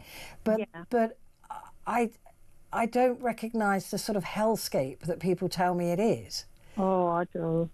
And you know what, Petrie, Nigel Farage, everyone, you know, not everyone, but a lot of people say, oh, he's crap. He is the only one that will sort this country out, because there's no others like Conservative, Labour, Liberal, whatever. He is the only one that speaks up for people, like James Whale, who's a lovely man, speaks the truth, and he is the only one that will get this country sorted, if I'm honest. Do you think, though, in realistically, that he will send prisoners to El Salvador, British? Yeah, I do. Yeah. You do, and you think that's okay? Yeah, I do. Yeah, I mean, there's not a snowball's chance in hell he'll ever be allowed to do that. Why is that? Ever.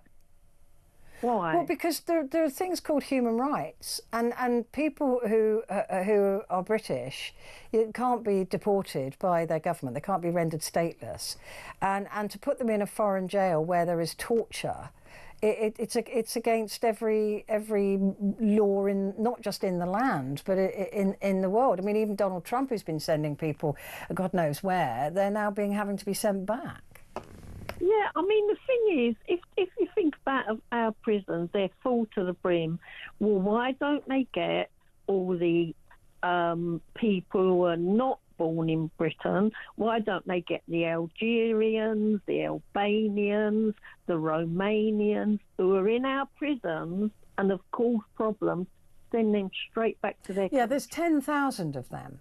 I mean, in a sort of prison population of 80 or 88, 90,000. Again, you see, you come up with these numbers, and it doesn't solve. Those don't solve the problem. There's still going to be a problem of prisons. There's still going to be a problem of justice. But to have somebody say, "I'm going to send them to El Salvador," and by the way, if you commit 3 serious crimes, you'll spend your life in prison. There are law. He would have to go through so many laws and through the Commons and through the Lords and through, it just would never be agreed.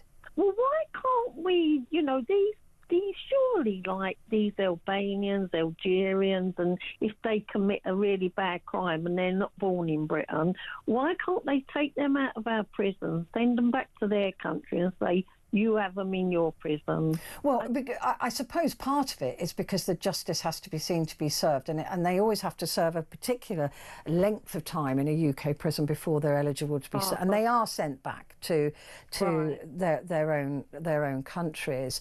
But also, do we know that they're going to be held in prison for committing that rape in the UK, or will they be let out? Will they actually be punished for their crime if they're sent home? Exactly. Yeah. So that's a good question. I think Nigel Farage is the only way. Okay.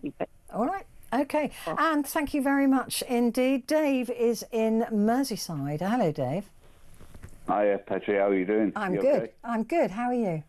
Yeah, I'm all right. I'm in, say Merseyside. I'm in Southport. All right. Okay. So I'm not going to dwell on what's going on, but things are different, I listen to a lot of London radio. Mm-hmm. Obviously, yourselves and a few other stations that I won't mention. I've probably worked for them, so it doesn't matter. Okay. In fact, I definitely have.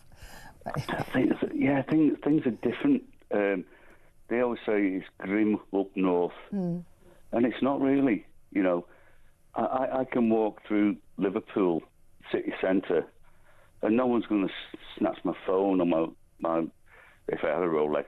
I haven't. But it's not like that. Things are much calmer, That's interesting. I think things are concentrated on London, but...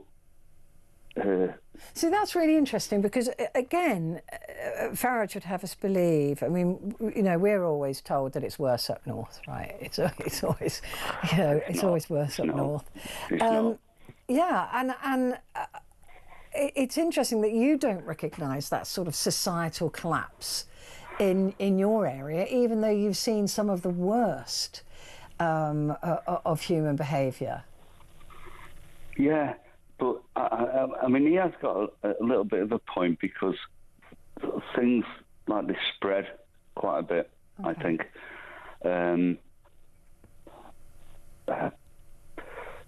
We're not near collapse, but I think he's looking further ahead. I think he's thinking, if things go on the way they're going, it is going to spread. I hope it doesn't, to be honest. Yeah. But I think that's where he's coming from. Look, there's no doubt about it. If governments, and I have no particular love for any of them, if they don't sort out the issues that people are really angry and upset about, then things are going to get worse. And there's no doubt about that. And for a long time now, people have been ignored. And that is true of all the political parties, right? And Nigel appears to not be ignoring it. But like I was saying to Anne, some of the things he's saying that he will do, he hasn't got a snowball's chance in hell of actually achieving. No, he can't. It can't be done. No, it's publicity. I mean, myself, I've always supported Labour. I've never voted Tory or anything else. Right. And if you want to call me, what's the word, disaffected, this Labour Party is not, for me, it's not a Labour Party. No, I agree. The government, yeah. It's not. I'm disappointed. Me too. Me too. The fact that they're not doing what Labour should be doing is horrifying to me. Yeah. And then suddenly Nigel stands up and says, well, I can do this, I can do blah, blah, blah. And it sort of... you think, oh, well, yeah, maybe this is the way to go, you know. And I think he's going to get a lot of votes through that. I do too. I do too. The problem is we're going to get more than we bargained for, I'm afraid. Dave, great to talk to you. Thank you very much indeed for calling in. I've got to go to a break, but I will be back in just a sec.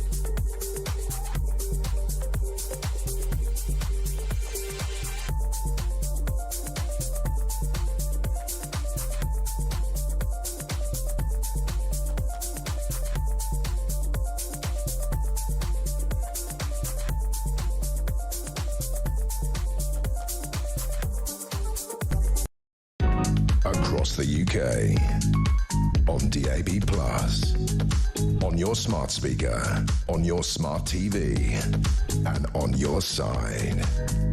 This is Talk.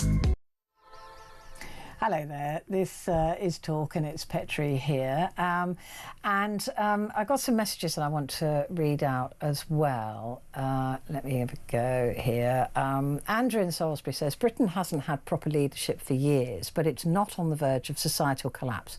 Farage is capitalising on people's anger and frustration, and he knows there are some high-profile court cases coming up and other situations that could really tip the scales politically. Yeah, I think you're right about that, as usual, Andrew. Zarina says, there is some truth in what Nigel's saying, but I do not think he has the power to make the necessary changes. The mess in our country is here to stay.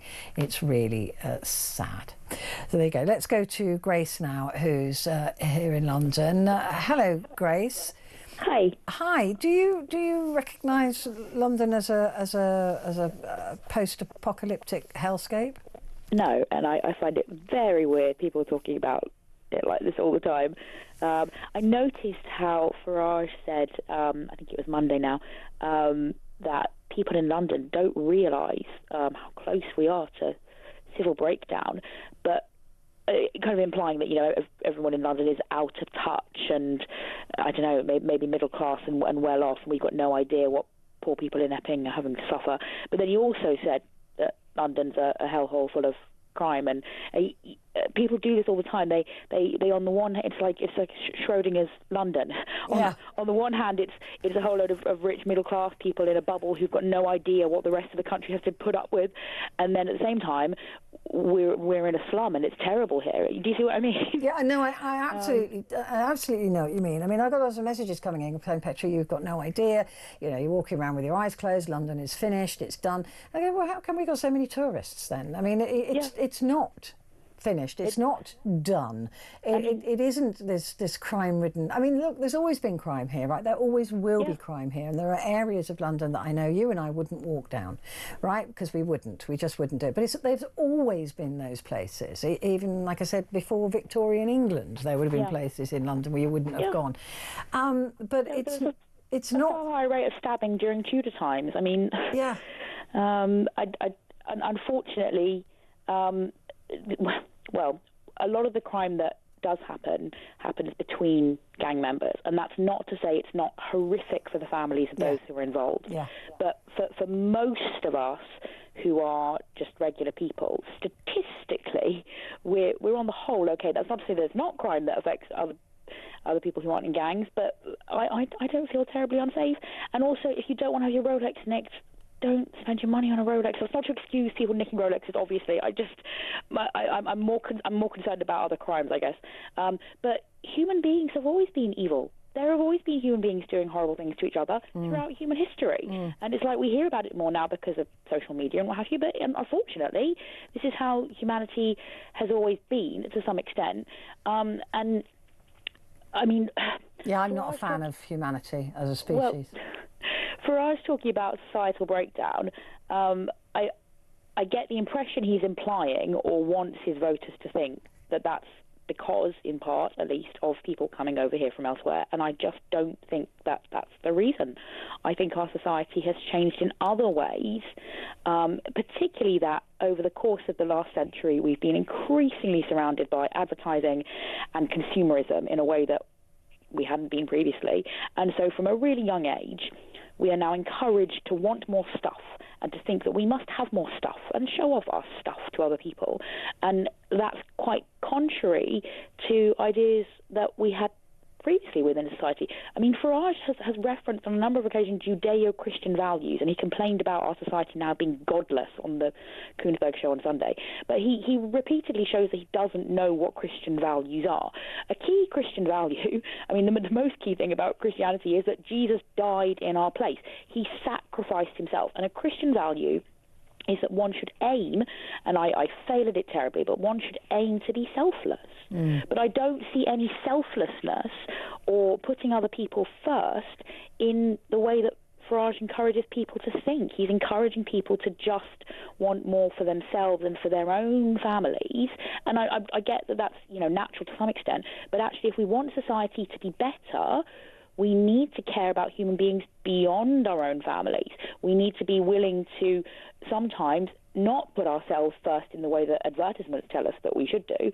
I think that so many of the problems we're seeing more and more of, including shoplifting, including billionaires hogging all their wealth offshore, lots of things are ultimately linked to selfishness. Yeah, and I couldn't agree more. The trouble is that, I mean, it's selfishness. Yeah, the trouble is that Nigel Farage, of course, it speaks to the common man in the same way, actually, that Donald Trump was able to speak to his MAGA cohort.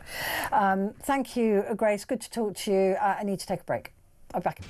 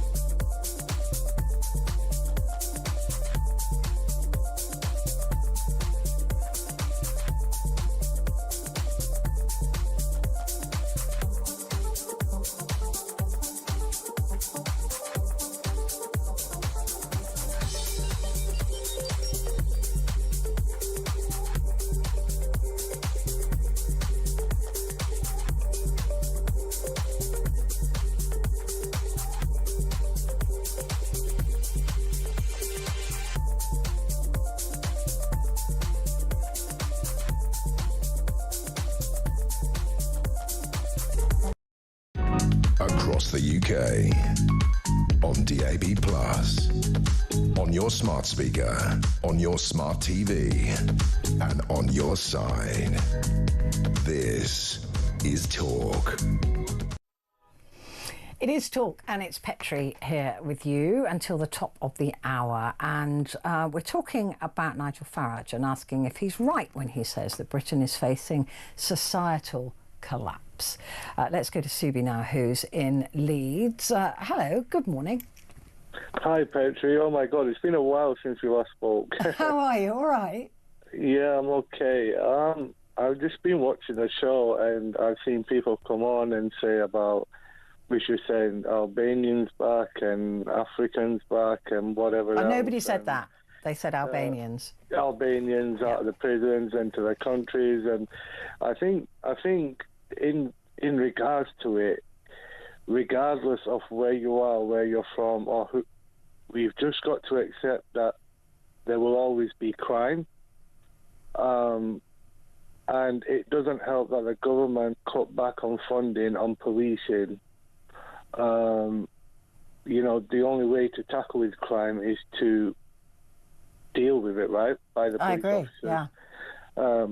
How are they meant to deal with something if they're being reduced in numbers? Yeah. Yeah, it's almost like it's deliberate, isn't it? It just feels like it's so obvious that... It's same with the NHS, like people are saying, oh, we are waiting 6-7 hours in hospital and we can't get a doctor's appointment, and you're reducing NHS funding, and again, it's impacting the amount of nurses, doctors, medical professionals available to the citizens in the UK, in England and Wales. But yet we have money for other countries. It doesn't make sense. Well, it's certainly the lack of money that's been spent on proper infrastructure, and especially if you have got an increased population coming into the country, then if you've got a high net migration number, then you need to have prepared for that. And no government has ever done that. All they've done is gone, right, we've got these extra people, 700,000 a year or 1 million a year or whatever it is, and there's the same amount of hospitals, there's the same amount of schools, there's the same amount of GPs, the same amount of dentists, crack on with it. That's why it doesn't work. Yeah, because the governments, as you're saying, have not funded that change in society. Of course, like we can. There's always going to be crime, but if there is an increase of population because of migration or whatever the reason may be, then the whole structure needs to be raised higher. The bar needs to be raised higher, basically. Whether that is building more prisons or putting more police out on the roads of England and Wales, or whether that is building more hospitals or hiring more doctors or nurses or putting more funding into the NHS instead of deploying that funding to other countries for their support. You look at your own house first before you help others. But a lot of people would argue that overseas aid, which has diminished quite a lot because we're using a lot of it on housing migrants in the UK, so we've taken money from the overseas aid to pay for that, which I think is the right thing to do. So that has diminished quite a lot, but a lot of that is helping this country. You know, you say you look to your own home first. Well, in order to prevent people leaving their country of origin because they're frightened their family are going to starve to death, we provide food to that country so they don't then come over to the UK. So a lot of that aid, and like I said, a big portion of it now is being spent in the UK, which I think is the right use of that money, and the rest of it goes to stop more people wanting to migrate somewhere else in the world. But Petrie, can we both generally sit here and say that we honestly believe that the government does not have more money to fund the policing and the NHS? Oh yeah, if they stop wasting money on things like HS2 I mean, what a catastrophe that has been. Come on, let's be honest. There is money there that should be given to the right areas and right, departments. That more money should be provided for because they know the situation. Yeah. And whether you are going to sit there and say, oh, okay, we will accept migrants in, or we will accept this in, but then you can't at the same time make your own people suffer. No, you can't. And that's what I'm saying, is that the governments, all of the governments, have failed us. Yeah, you have to raise the bar. You have to increase the funding. It's just like the talk show you're doing. If the demand goes even higher than it currently is, then the directors or whoever are in charge behind the scenes, they will say, well, this needs to go from 1 hour to 2 hours because she can't fit all that in 1 hour, And same with the government, like you've got NHS there and you say it's for the British citizens, but you're also saying look after the migrants. Well, then help them, support them, give them more funding, more people. Help them with their workload. Don't just sit there and expect them to deal with it because it's just going to crash. Yeah, no, you're absolutely right. And this has been the problem, is that, like I said a moment ago, if you've got an extra 700,000 or whatever it is, million coming to this country a year, and you don't provide an infrastructure increase to match that, then this is why we're in the problems that we're in. And then these sort of problems is what also creates diversity, hate. Yeah. Because end of the day, you can look at the migrant and people can F and they Jeff and whatever they want to say, and vice versa. They can say the same about the British citizens. But the problem is coming from the government. Yeah, always. I completely agree with you. But while we're hating the migrant, the government get off the hook. And that is the thing. They're going, oh, look at them, it's their fault. I don't blame the migrants. I don't blame even those that are economic migrants. I don't blame them because I'd do the same in their shoes. But it's not their fault that the system is so collapsed and ill-funded that they're going to chance their arm to come here. Of course, yes.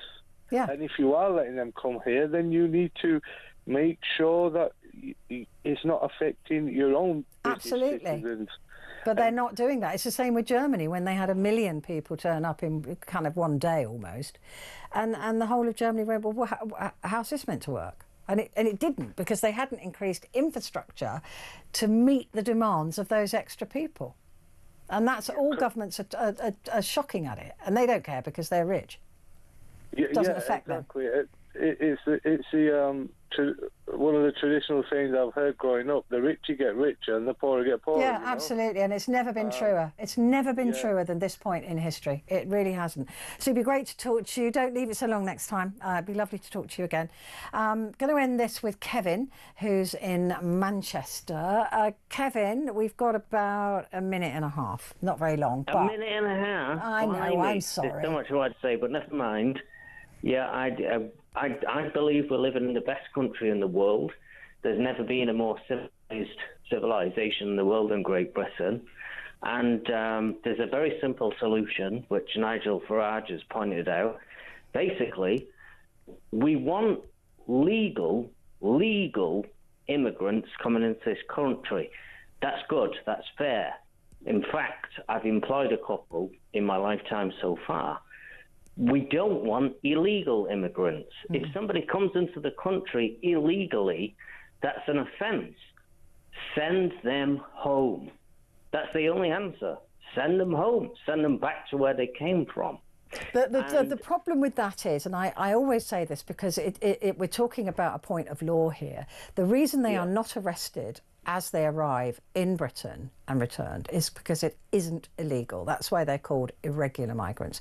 They only become illegal when they've gone through the visa process or the whatever process they have to go through and they are rejected. And the problem is, again, like Subi was saying, is the system doesn't process them quickly enough and determine quickly enough that they are therefore illegal and then remove them. Right. But And that's the issue. The real question is who is making these decisions?